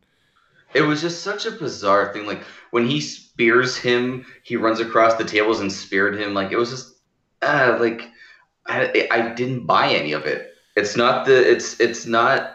Those guys used to have like some awesome matches. No holds barred doesn't mean you have to have like unnecessary violence. It can just mean you use a chair, you battle on the outside. There's like that's all it means. Like it does. You don't have to try to like push the envelope and do something different. Mm-hmm. But I feel like that's what Triple H wanted to do. He wanted to see what like, oh, let's try doing this, and it just fell flat for me. Yeah, and I want to like it because it was Batista's retirement match. But that being said, it was forced. There was no real build up to it. We had a couple weeks where Batista was coming on Raw, and like he would come out and be like, "Give it to me, Triple H. Give it to me." And we're like, "Dude, you really want the dick that bad? Calm down." And like I said to you, like the ending seemed very Marvel-esque, where Triple H grabs the sledgehammer and he goes running, and the way that they had the camera was almost from like the downward to make it look like Triple H was jumping up even higher. Mm-hmm. And he just swings it down like, it's. Oh, dude, they were both trying out their acting paralysis. But it was so funny because Triple H, like, that may have been like one of like the worst sledgehammer shots that Triple H has ever delivered. Like he just had him straight, boom, right to the head, and he stood up. Like he like I've seen him hit guys lighter, and they were out for the 3 count. Batista just standing there for. It's like, oh, good God, thanks, like, bro. Yeah. He was all dramatic when he was getting choked out by the chain. Showing off his acting, bro. He's trying to get another part somewhere. Yeah, he's showing James Gunn, hey, look, I did this for you. Yeah. So Triple H does not have to retire. We forgot one thing before this match too. The return of Thugonomics. Oh yeah. Sorry, my cheat sheet doesn't have it in there because it's not a match. So the return of the old John Cena, the Doctor of Thugonomics. I don't know if he sticks with it. I hope he does. I think it was just a WrestleMania thing. He did say he was turning heel. I don't know if that's just for whatever. Mm-hmm. Because and that's one thing I've always pointed out. Everyone says, "Oh, John Cena needs to turn heel. He needs to turn heel. He's been a face his whole career. Mm-hmm. He started off as a heel, but the fans loved him, so he just went face. Yeah. And I mean, and really, he's been the same guy most of his career. And he's never really had a refresher. So why not just go back to like, if you want him to be a heel, let him keep that old school gimmick. Like, why not? Like, just even if it's for one run, like, it would be so awesome if they could like someone get the belt on Triple H, and you can have Triple H with Ric Flair in his corner versus the like John Cena as a heel, and John Cena beats Triple H and holds the belt in front of Ric Flair for number 17. There's your main event for next WrestleMania, and then Triple H retires because every WrestleMania for Triple H is a retirement match now. Well, I don't know when he's retiring, but he's running the company and still. Well, he only had one match this year, so not that many. He has that torn pec from the. Oh yeah, he had that match too. I forgot about that. Got injured as fuck. They were talking about that on the during the Batista fight. Mm-hmm. Then after that we had Angle's farewell match versus Baron Corbin, which didn't. And next, so Corbin wins. Shitty match. I don't know why that match happened. Nothing about that match was good. I will say I was never like I used to love Kurt Angle, and I don't know, he just kind of got stale to me after a while. But I love that he told the fans 2 words, and I thought he was going to say, it's true, and that would be it. But when he had the fans chant "You suck" as he walked out, to me that was just like, you know what? Props to him. Like the fans, they love him. They're paying respect in their own unique way, and like he told them, "Tell me I suck. Like, let's go. Come on, I need this." Yeah, and then I cried a little bit. I went to the bath. No, I went to the bath. Yeah. I'm like, guys, I gotta go do something. You know what got me a bit? Because I haven't seen Angle wrestle. Because I missed last year's WrestleMania, so I haven't seen Angle really, except for a little bit of TNA here and there. Fuck! I did not realize just how bad his neck was. Like watching him try to walk out of the ring, like his neck. His back of his neck to his chest is like 3 feet thick of just scar tissue. Yeah, he looks rough. Like, yeah, he's pretty fucked. Let's see. Then after that was Finn Balor versus Bobby Lashley for the Intercontinental Championship. Again, man, order of operations. This would be a lot more believable if they did things right. I'm not saying about this match, but so you have Finn Balor. He lost the title not too long ago to Bobby after winning it against Bobby. So they swapped it in a very short amount of time. And then for some stupid fucking reason, the WWE says, "Hey, the Demon's gonna be at WrestleMania a week before," and then they have him come on screen and go, and it's like, what the fuck is this shit? And then he comes out and he beats Bobby, which is believable. But here's the thing: here's a lot more believable. If you're gonna have him come out as a demon, why don't you have it come out as a surprise at WrestleMania, and don't change anything about it except Bobby's super surprised about it, that it throws him off, and that's why he loses as fast. Yeah.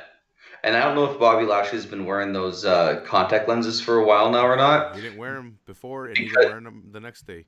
Yeah, because it seemed like he wore them only because he was facing the demon. Yeah. He's like, you're going to be the demon? Well, look, I have an inner demon also, and it's coming out. It's like, well, yeah, it's like it was just like, when I saw his contact lenses, I'm like, what? No.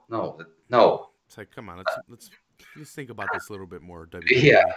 Yeah. Surprise Bobby Lashley with the demon, and everyone's anticipating it. Everyone knows it could be coming in WrestleMania, and what do? You fucking blow your load right before. They just got way too excited. Did you just blow your load? It does, like, think about it, WWE. Think. I don't know how that made sense to them, but whatever. Like, it could even been part of the storyline. That's why Bobby Lashley lost. He was like, what the fuck? Like, he's just like, get the fuck out of here. What the hell is that? But, yeah, because it would make more sense. Like, he comes out, he comes out so fast, right? He was like hitting Lashley to start off really good. And then when Lashley starts using like some power moves, you could use the argument as, oh, okay, like, here we go. He's going to destroy him. But, it's the demon. It's not that easy. It's not just regular old Finn Balor. It's the demon coming out. Yep. and that could be like why he's not going down so easy, and that's where you could say like you said, the confusion of like why can't I beat this guy, Mm-hmm. and then he makes the slip up, and that allows for Finn to get the title and get the pinfall. But yeah, like, just, I don't know. Like, it's just, and yeah, like it's like another 4-minute match that like I think it could have gone another 10 minutes with potential, but so many matches, so many segments. Cut the fucking Batista and Triple H match in half, please. Yeah. Please. And give it to these guys. This is an Intercontinental Championship match. And if Rey Mysterio's hurt, take that and just say, look, do an injury. Have Samoa Joe just come out and say whatever, and he just walks off. He can just get more heel. He's too afraid to face me, blah, blah, blah. He's like, just take that match off, play it off as Mysterio's hurt. There's some more time that you can use for something else. Because a lot of these matches that were really good were really short. And the matches that were went way too long. Yep. I don't get, like, again, they had a lot to, and they just didn't do what they could with it. No. The final match, the main event, first ever time the women are main eventing WrestleMania. We had Ronda Rousey defending her Raw Women's title, Charlotte Flair defending her SmackDown Women's title, and Becky Lynch winning the Royal Rumble, coming in and getting a chance. I was rooting for Becky Lynch 100%. If Becky Lynch did not win, I say everyone should have rioted. That's what I had said that Eric from the Way of the Warrior podcast. He said, Ronda's going to take it. And I said, you know what? If Becky Lynch doesn't win, I'm rioting. He says to me, "Oh, get ready to start your couch fire." I was like, there's no way that they couldn't have put it on her, dude.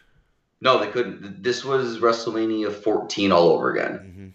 Mm-hmm. This was Stone Cold Shawn Michaels. This was the superstar that's just like, you know what, I'm doing it. Fuck you, my way. I'm coming for the belt. I do not care. You can throw everything at me. You can suspend me. You can say I can't wrestle because of doctors' medical clearances and stuff. I'm going to be there. I'm getting my title.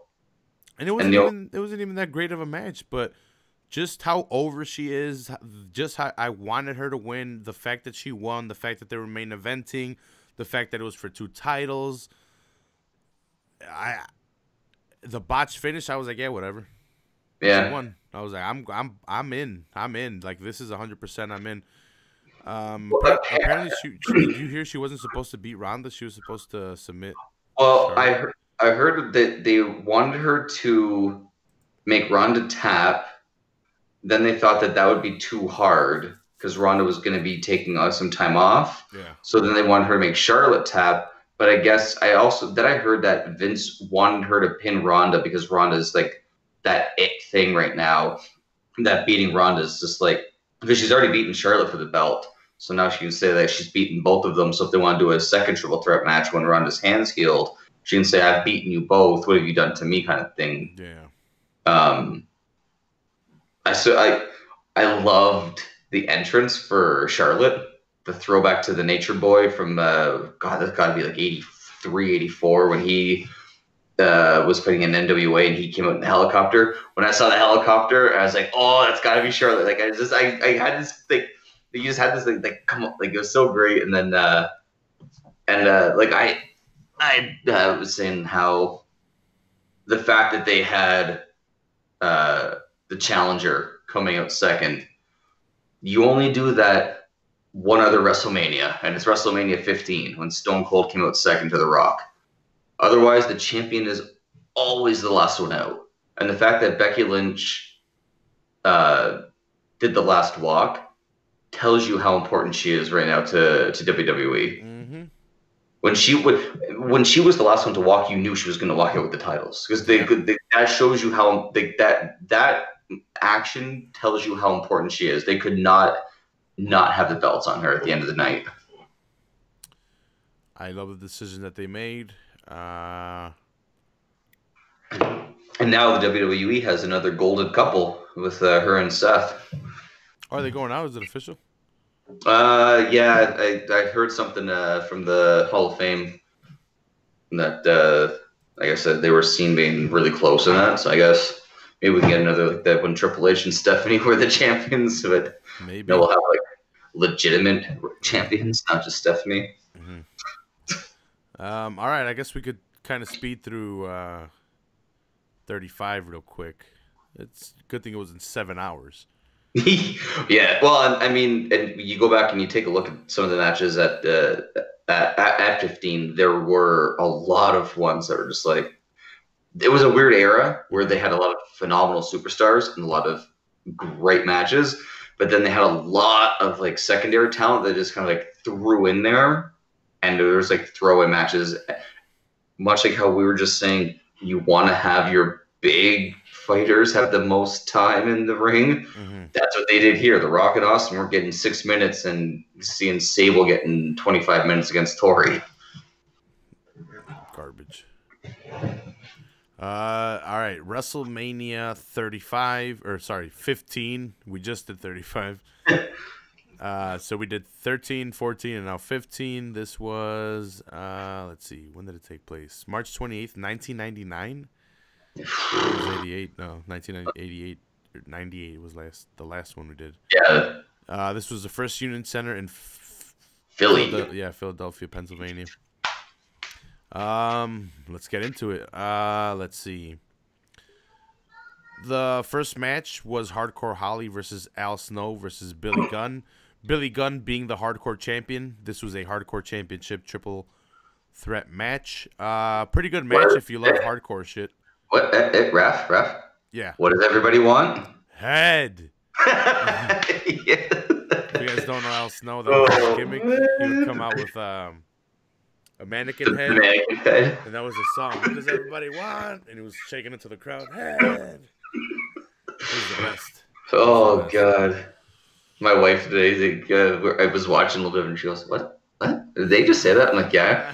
She's like, how old are you when you watch this? I'm like, I don't know, 14. She goes, what? My parents don't speak English, so they don't know what the hell was going on. Yeah, but then you were walking around saying in Spanish, though, right? No, because they don't fucking yell at me. Yeah. Not let me watch wrestling anymore. Yeah, exactly. Yeah, but Billy Gunn was champion. It was when him and Billy Gunn and Road Dogg were doing their singles thing, still in DX, but doing their own singles championship thing. We'll get to Road Dogg a little bit later on. But Billy Gunn is Hardcore Champion. And we think he's about to leave Hardcore Champion because he throws Al Snow through a table, hit Hardcore Holly. Yeah, hit Hardcore Holly with the chair, then threw Al Snow through a table, hesitate a little bit, did the famouser onto the chair to Al Snow, went for the pin, but as he's going for the pin, Hardcore's recovered, hits him with the chair, pins Al Snow, gets the 3 count, becomes your new Hardcore Champion in a pretty brutal match, man. If you go back and watch this match, they're beating the fuck out of each other with chairs and with really anything. But this was an era when CTE was not a known thing by at least the wrestlers.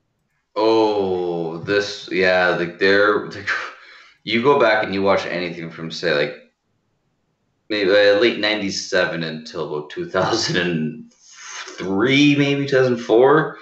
There's some really, really rough things. Like, that whole hardcore division, like, easily took years off of tons of guys. Yeah. Like, surprised he's still alive and he hasn't had some. Yeah, seriously. Fucking aneurysm. Yes, it's ridiculous. Like, it was, but this was the hardcore division. It was always fun. I got a kick watching this match and just like when I didn't know they were getting super fucked up, it was all right. But now that I know they're getting super fucked up, yeah. But now it's in the past. It's not like if it was happening now, I'd be like.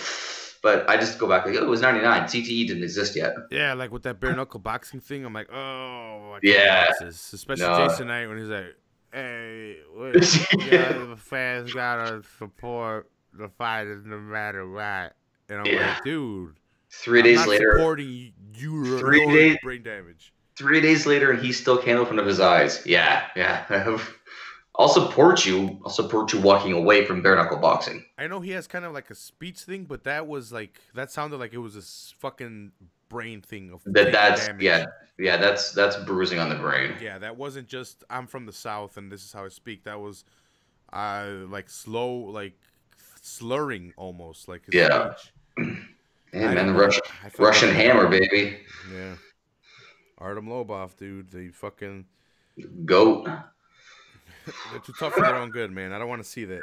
And I'm not not at all. I'm not gonna pay for that, and I'm not gonna continue to watch that. I'm not gonna cover that on Full Heel Podcast because, look, if they want to do it, go ahead and get paid. But I'm not gonna. I can't watch this shit. It's ridiculous. I want to watch technique. I want to watch professionals. Well, I mean, this was that whole bare knuckle thing. Not to go too far off topic, but this is what happened to UFC back in the day with John McCain, and now all of a sudden, now it's okay. Like how? Like John McCain made a lot of good points about UFC back then, and that caused a lot of the changes as to why it is where it is now. So now, why are we going backwards? Yeah, I wish we could skip this match. So Hardcore Holly wins like that, but then we had Jeff Jarrett and Owen Hart taking on D'Lo Brown and Test. Now, precursor to this match, there was a dark match earlier in the show. 2 dark matches. Yeah, one of them was a battle royale. Now, you remember when I told you at 14 they should have had LOD 2000? They just won. They should fight the New Age Outlaws. Like, it would have been better to have it at that event. Mm-hmm. That's all this was. Yeah, but it was weird. These were the last 2 men standing. You weren't a tag team. It was just whoever's last 2 guys got the title shot later on that night. Yeah. And what's funny is that the battle royale actually lasted longer than the tag team title match. Yeah, so it was a short match. I think what was it? D'Lo and Test start arguing. Yeah. And Owen and Jeff take advantage, and I think they get D'Lo. I think they fuck up D'Lo. Or no, I think they turn on each other, don't they? D'Lo and Test start fighting. Mm-hmm. I don't remember exactly how, but Jeff Jarrett and Owen keep the titles. Weird tag team in Jeff and Owen, but whatever. Yeah, and what's funny is that just as they were like meshing and becoming like kind of fun to watch as a duo, well, that was when like the whole tragedy happened, unfortunately. But like that was like those guys were fun to watch together, and I forgot how fun it was with Deborah. Like she was like the perfect valet for the 90s. Like she would, she showed what she had to show, but she knew the role of don't interfere. And she had to, like Miss Elizabeth, distract when you have to distract. Otherwise, just stand back and just do whatever. Like they need, like, I guess they can't really have women valets too much anymore because of the women's evolution. But if they were to do something like that with a superstar now, she was the Four Horsemen's valet in '97 for the. Oh yeah, for Nitro with Mongo. Yep. Yeah, that's right. Yeah. For McMichael. Mm-hmm. Yeah, but this was a 4-minute long match because of those guys. And to move on, I wanted to get to this one because we're talking about CTE and unprofessional shit, and like this was the stupidest thing ever. If you haven't watched this next one, just watch the ending. Just watch his neck. Ooh. Ooh. Yeah, so I think a lot of people say this was a punishment to Bart Gunn for fucking up WWE's plan. So they had a tournament before this. Like, I don't know. They had like, it was actually a year before, right? At the rest, like. It was right after 14. It was the Brawl for All. Okay. And it was kind of like MMA. Yeah. It was like it was boxing with takedowns. But when you did a takedown, I'm trying to remember. You scored a point. Yeah. But then they stood you back up. It was so they scored the rounds by who had more takedowns, right? Or the amount of takedowns, and then who landed the more strikes would get you a certain amount of points. and like something like they had a certain rule set. Yeah, it was weird. Like Yeah.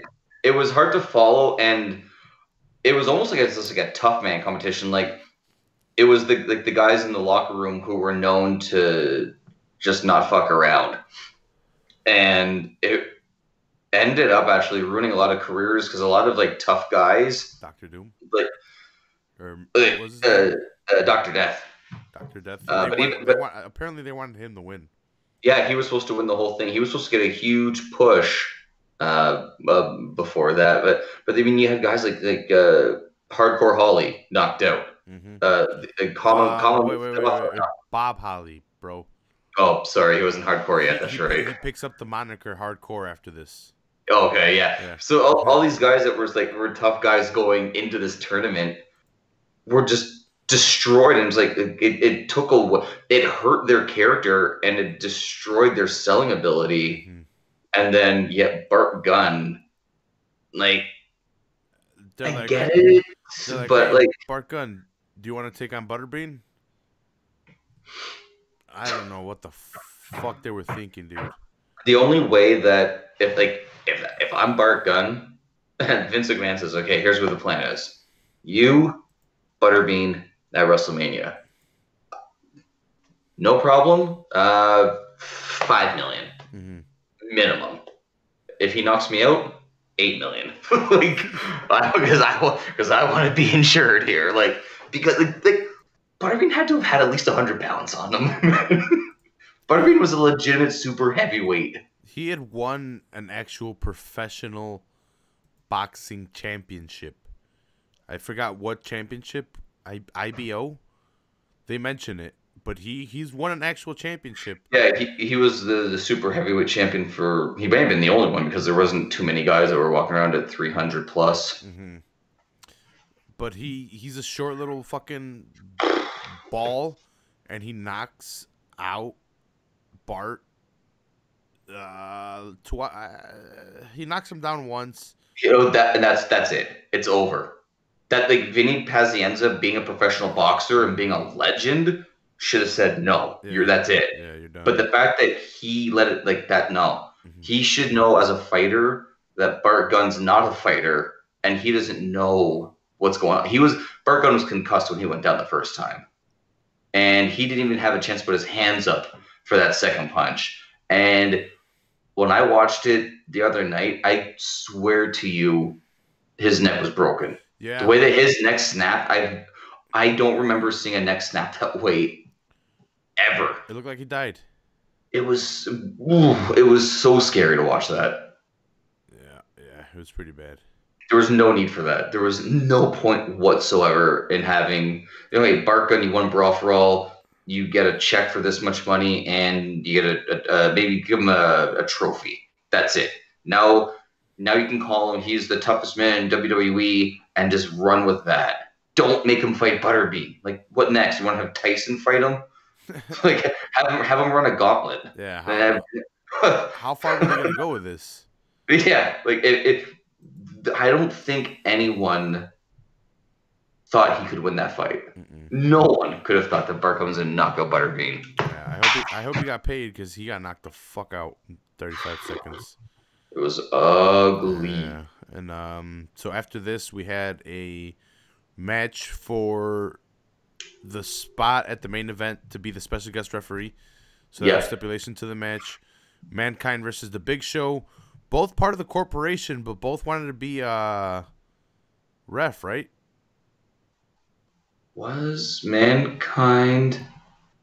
Mankind had just fought he had just fought The Rock at the Royal Rumble, so he was probably out of the corporation by then. Okay. Yeah, because he would have been out of the corporation when at the screw job at Survivor Series when The Rock got the title.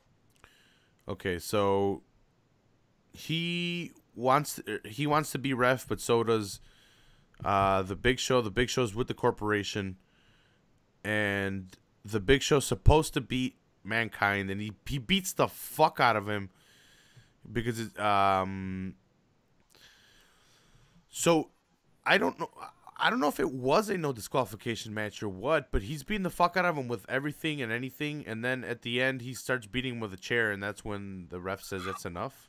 Yeah, I think it was a weird thing where it was no disqualification match, but I've never understood it. I think it may have been the fact that the referee was trying to tell him to stop. You alive? Yeah, I'm fine. You good? No, I think it was the rep telling him to like, okay, enough, enough, and he kept going, and then the choke slam through the chairs. Mm-hmm. I think the referee would I don't know. I feel like it was just a thing where it's no disqualification, but the referee said like, you're not listening, you're disqualified. Yeah. Like they kind of like made up the rules as they went along. Yeah, and I got the storyline, but it was weird. Yeah. And then let's see.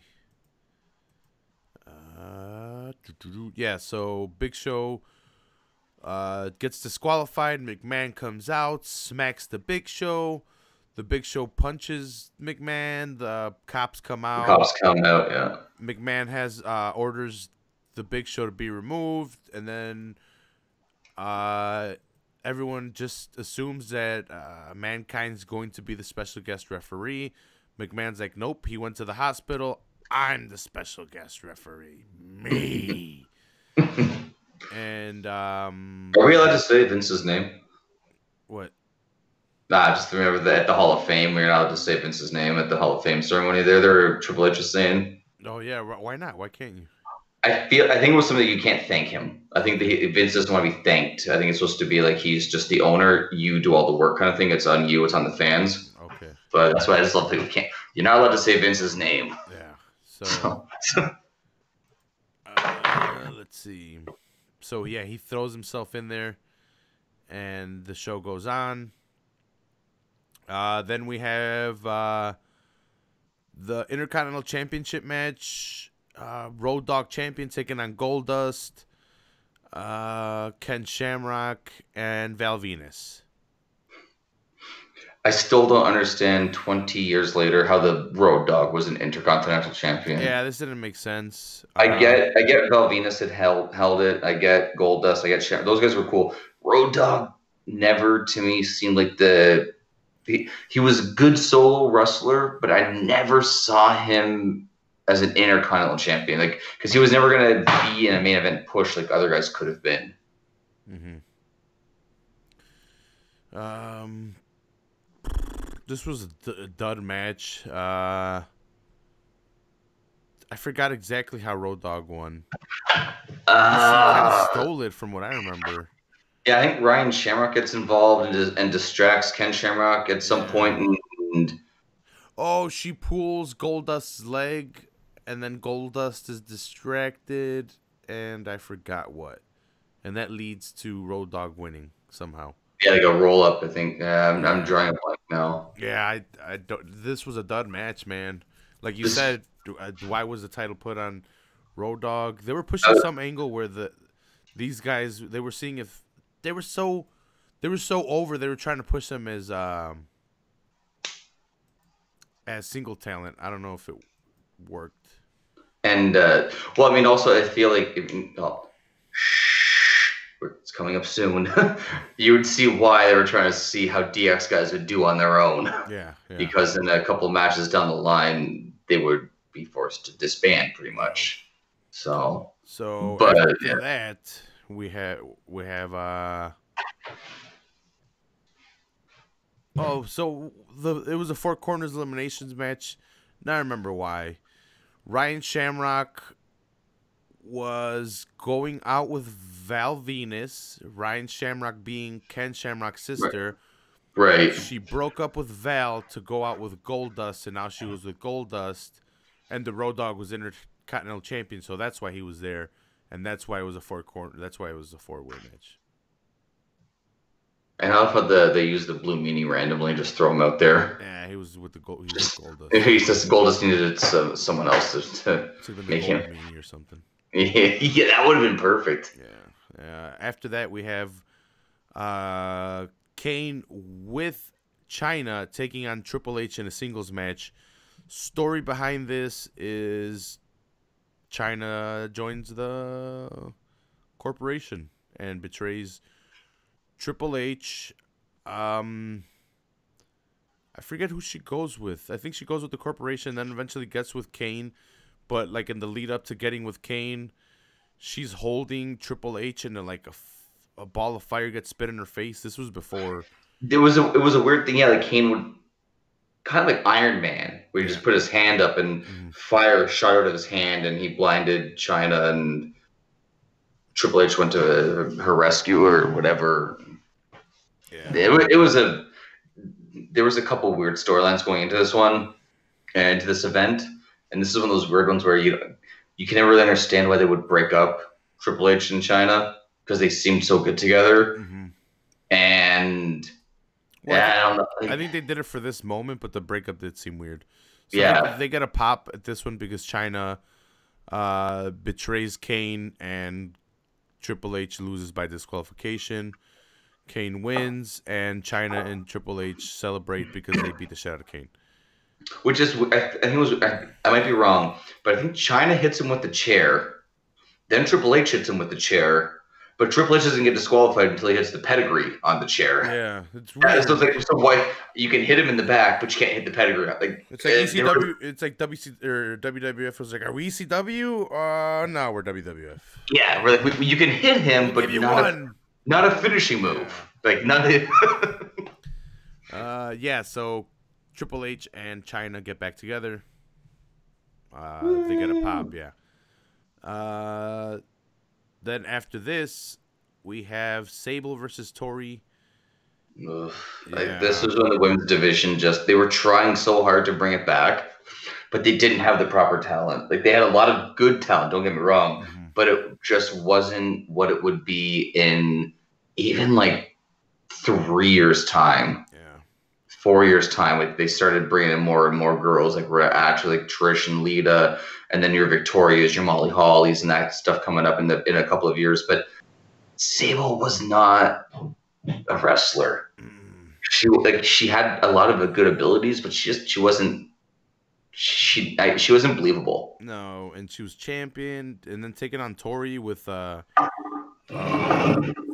Giant Gonzalez outfit without the hair. I don't know what the fuck was going on. Yeah, it was like weird, like body paint on it or something, making it look like she was naked. But I wasn't with it. She should have been naked.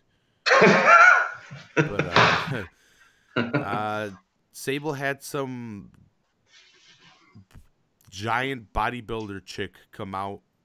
Nicole Bass. Dude, 100%. I thought it was a guy. I'm like, oh, okay. She brought out a transgender dude.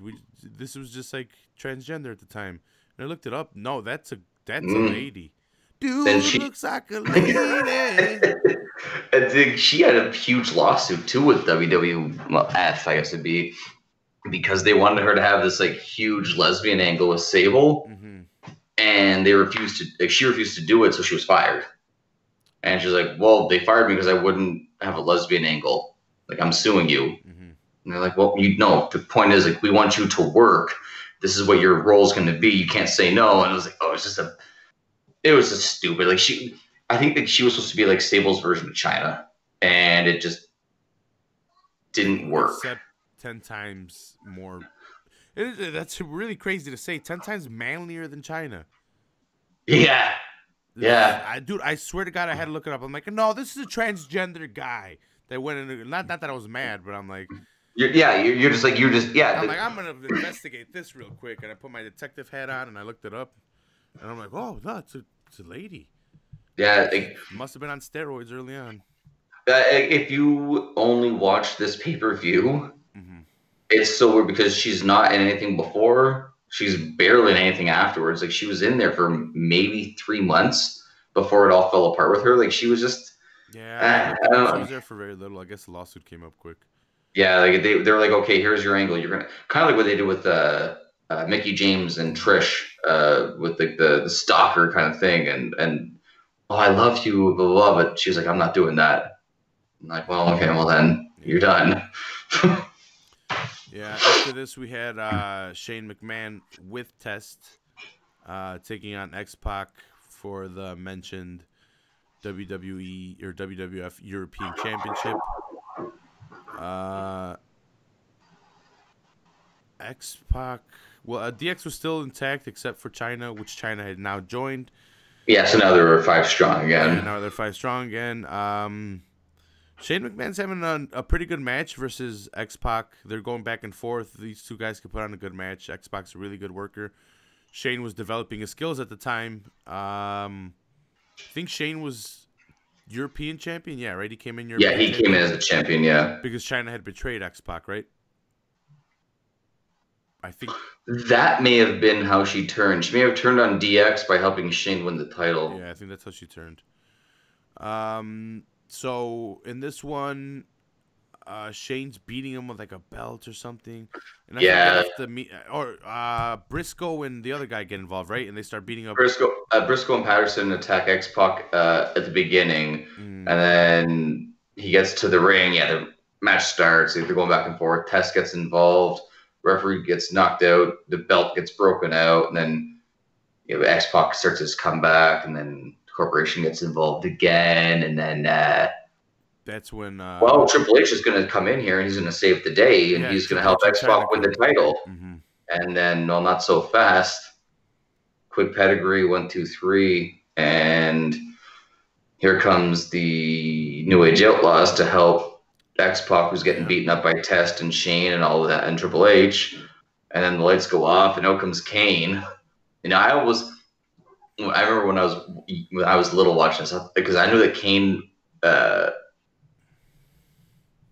I had heard rumors that Kane and X-Pac were going to form a team, Mm-hmm. and I had thought when Kane came out at this pay-per-view, he was going to come out instead of red and black, he was going to come out in green and black, and he was going to be like a new member of DX. And I remember when he came, I was like, man, he's still just regular old Kane, stupid. It would have been a crazy change. It would have been great. It would have been hilarious. Let's see. So Triple H joins the Corporation, betrays X-Pac, betrays DX. The New Age Outlaws come out and try to defend X-Pac, but Triple H and them win anyway to take off because they got tests and whatever. No, wait. Like you said, Kane comes. And these guys take off. Yeah. Like, we're out of here. After this, we had Shane McMahon retains. Yeah, I think we mentioned that. Yeah. The Undertaker with Paul Bearer taking on Big Boss Man in a Hell in a Cell match. Big Boss Man's part of the Corporation. This was a boring match, in my opinion. Not a lot went on. For a Hell in a Cell, at this point, we had Shawn Michaels, Undertaker. We'd had Mankind, Undertaker. I think there was a tag team, like Undertaker, Kane, Mankind, Stone Cold, tag team cage match of some kind. And then this one. So this whole time, every cage match is like, every Hell in a Cell, rather, it's every like what's next? What can they do next? And it was a match. I mean, it was just Bossman and hers didn't click right in this kind of a match. I think maybe if it wasn't Hell in a Cell, it may have been better. Like if it was like, Falls Count Anywhere or No Holds Barred or No Disqualification or something along those lines, it may have worked better. But for Hell in a Cell, it didn't sell the story right. Yeah, there was a botch with the handcuffs. Yeah. I think what it really was a match to sell the ending, to hang the Big Boss Man. So the Brood drops down onto the cage, lifts the cage up, along with lifting up the Big Boss Man because a rope was dropped along with the cage lifting up. Yeah, they put a noose around his neck and all that. And yeah. So the Big Boss Man sells getting choked. He sells his neck snapping, and he twitches a little bit and then goes numb. But he doesn't really get killed. It's attached to his back, like he's got a whole. Give it 3 years. Oh yeah, sorry. For those of you guys that it's still real, cover your ears. Yeah, he's got a harness on, so he really doesn't die. And it's pretty awesome though. If you look closely when they're putting the noose on, you can see them put that.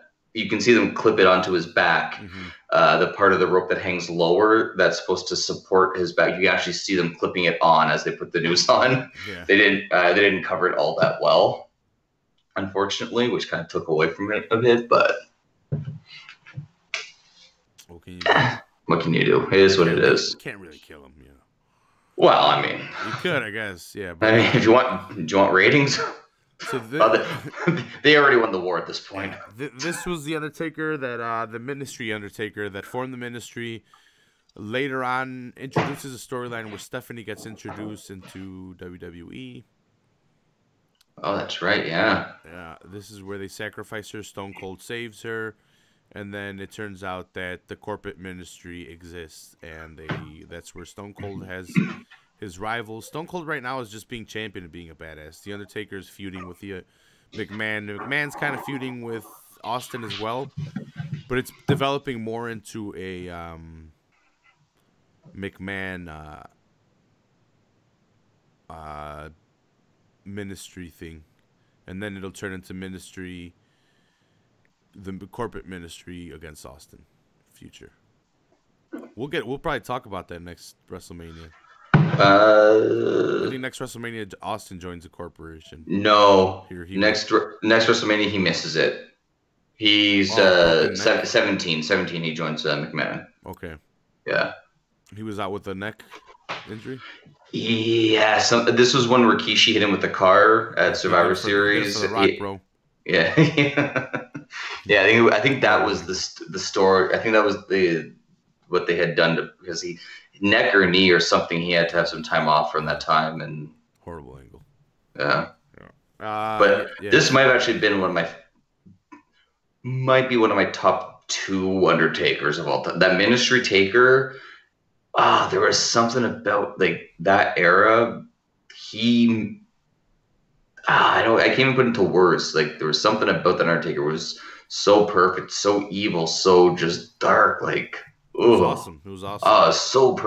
And you believed him. Like you thought that he was gonna kill Stephanie and he was gonna kill Austin. You thought as a kid, like, oh, good lord, like who is this like demon? Mm-hmm. I have the Defining Moments figure that. Oh, do you? Daughter opened. Oh, you had mine is the 17 when he fought Triple H. Oh, okay. Mine's I know what one you're talking about. I looked everywhere for that one. I couldn't find that one. I searched high and low. Yeah, I'll make a trip to Chicago. I'll get one. I don't know where yours went. I need to make a trip to Canada. They still have fucking Toys R Us, man. Yes, I thought they saved them in the States. Nope, they're all gone. Oh. I drive by it all the time and I cry. Oh. My nephews make fun of me because I cry. No, we drive by it and I get sad because I'm like, man, I can never walk in a fucking Toys R Us anymore. I got a spare room. I'm gonna have to go. Bring me a steak sandwich. Yeah, right. How far is Toys R Us from your house? Oh, 10 minutes. What? Oh yeah, if you hit the expressway, it's like done. See, they're all gone. They're all gone. But I hear they're making a comeback in some way or another. But I don't know. It's gonna be like Jeffrey's Toy Box or some bullshit. Oh, that's weird. Yeah, it'll be weird. The last match, Stone Cold taking on The Rock. The Rock being the WWE champion, WWF at the time.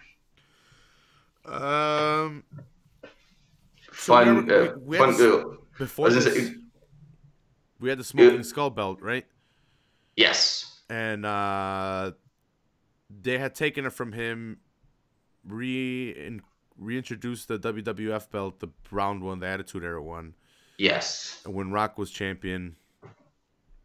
And we had an awesome match. I don't think he even had the Brahma Bull until he was face. I don't think he had the Brahma Bull belt as a member of the corporation. No, I don't think so either. But fun thing, I don't know if you've ever heard the story how Austin wears the T-shirt to the ring instead of his vest. He was in the middle of a huge divorce when this pay-per-view was starting up, or when this event was happening. Who's his wife?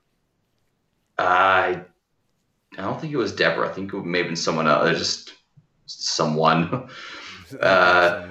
So he was like, they're going through a divorce. He's they're always fighting, and he packs his bags, go to Philly, and he left his vest at home, and he didn't realize it until he was like unpacking and everything. He's like, fuck, no vest.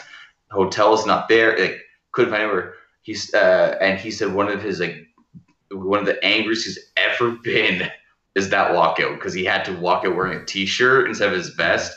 And he used to rip that vest off, and now he's got to take this t-shirt off, and it's all awkward. And he couldn't rip it off like Hogan because that was taken. Like he's always said like he couldn't believe how he screwed. Like that was the one thing he always says. The one takeaway from that match, I forgot my vest. That's it was a great match. Well, not great. I would give it a B. It was 3. You know what? This match was actually. I would say this match is probably it would be a 5-star, but The Rock and Austin had so many good matches that one kind of just ends up falling into the second tier. Yeah, I'd give it a 4. Maybe drop it a little bit lower, but no, I thought it was a good match. Yeah, Austin comes away winning the championship. It was good for what it was.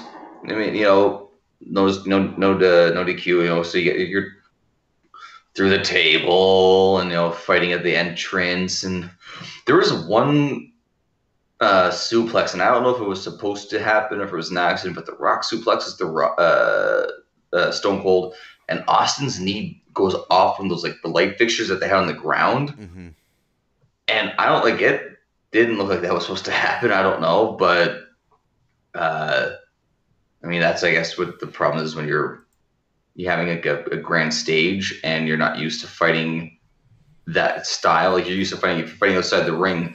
There's usually no obstacles in your way. Man, was this does I forget, did Mankind come out at the end of this one, or was it just Earl Hebner? No, Mankind got reinstated. He came out at the end. He did, okay, yeah. Because I remember Austin handing a beer to Earl Hebner at the end of this match, and that. Mankind's the one that counted to 3. Yeah, that's what I thought. Yeah, because I remember. I just had to remember Earl Hebner drinking the beer, and I remember Mankind being in, and I remember Mankind was in the ring. And I was trying to figure out who would count it, but that's right. Yeah, so we mentioned Vince earlier was made himself referee, but Shawn Michaels said that only the commissioner could. So he said you couldn't do it, and he put he put Earl Hebner, right, or he put someone else. He just said. Tim White. Yeah. And then the Rock bottomed him, and then I think we got Earl Hebner after that. And then I forgot what happened. I think he got hurt too. He takes a bump, yeah. And then that's when we got Mankind coming back from apparently going to the hospital. And did the Rock kick out of the stunner? Yeah, the Rock kicked out of the stunner, right? Or the ref was out. The ref was out, and was that? Oh, that's when the Rock bottom. Does Vince come out and hit Hebner, pull him out of the ring to stop him from the stunner, and then that's why Mankind comes out to count the 3 fall. Yeah. And the Rock. They both kicked out of each other's finisher. And then and then the Austin pouring beer all over Vince and and back on top. And I was trying to think of how many times a guy won the title at back-to-back WrestleManias. Because it couldn't have happened that often. Because, I mean, for the first while, Hogan was already champion and he would just always win. And I can't think of too many guys who had won the title at WrestleMania and then the following year come back and do the same thing. I'm pretty sure at this point that it's only Austin at that point that had done it, but that won what 14? Won it in 14 and 15, and then he wins it again at not there at 16, but then he wins it again at 17. Damn, he's like Jordan, the greatest ever. Don't even get me started on that. Get out of here. The greatest ever, bro. The greatest ever just quit. Who are you talking about, Wade? No, the real MJ, Magic Johnson, baby. Back to this. Yeah, so Austin wins. Pours beer all over Mr. Macman. And I think I'm not sure if it was on Raw or shortly after. They bring out the gold or his smoking skull belt, but they don't give it to him because he requests it back. But they don't give it to him till the next pay-per-view where he beats The Rock again, and then Mr. McMahon finally gives it back to him. He's like, you're not gonna, because Shane fucks with it. He takes it from him or something. Yeah, he runs away through it. Yeah. So they finally give it to him at the next pay-per-view, but yeah, that's WrestleMania 15, guys.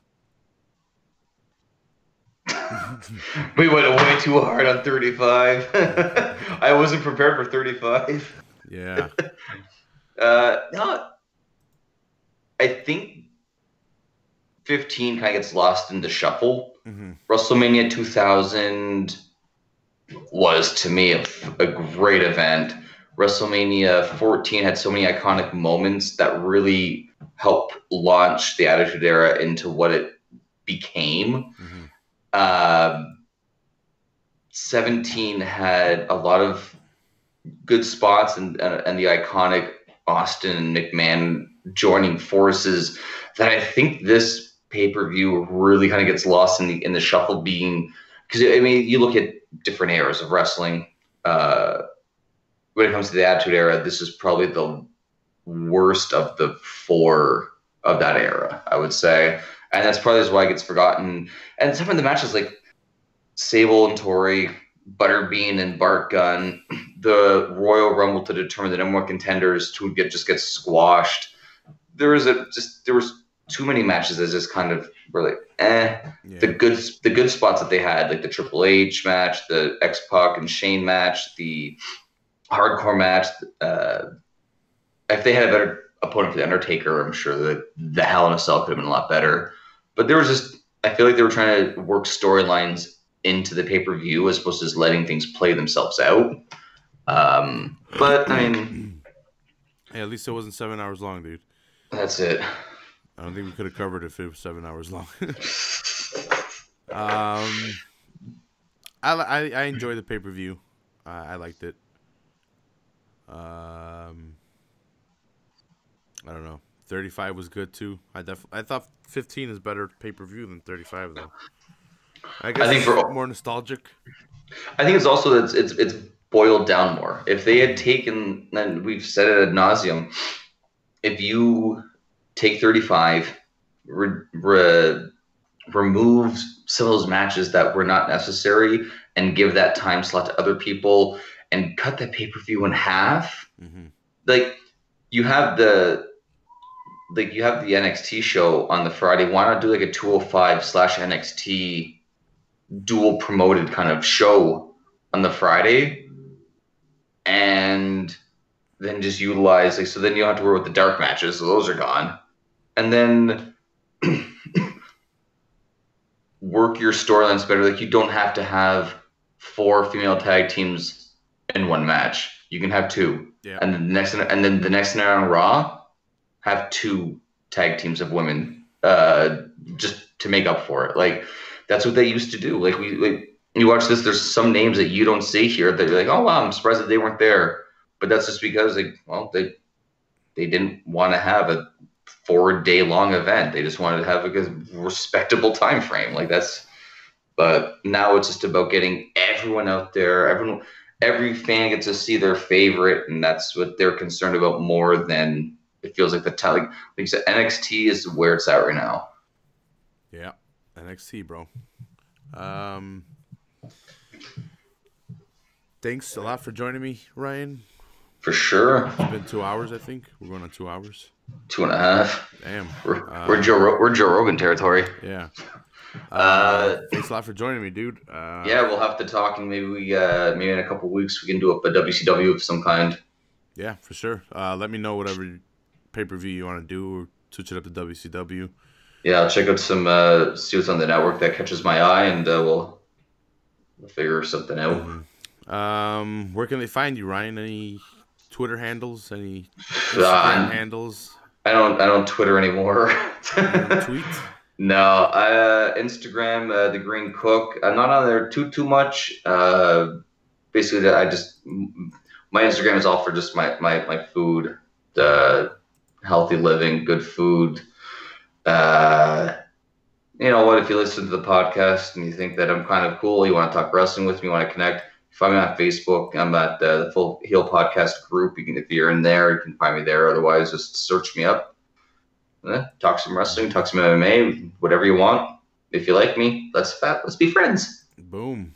I want to thank the Rewrites for letting me use their music.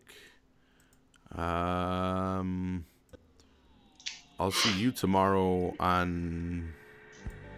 Yeah, that's right. Average Joe's. Yeah, so I'll see you tomorrow on Average Joe's. That'll be fun. And I'll probably have Jesus on tomorrow. We'll see what happens with that. I was supposed to have him on today, but he rescheduled because I don't think he watched the pay-per-view. He saw WrestleMania. I don't think he watched the pay-per-view we were reviewing. So. Okay. Yeah. Well, he could at least stop by and like just. Jesus, come on, man, step your game up. Yeah, come on, bro. So I'll see you guys next time on the Full Heel Podcast. I love you, cocksuckers. Michael Jordan's #1. Bye.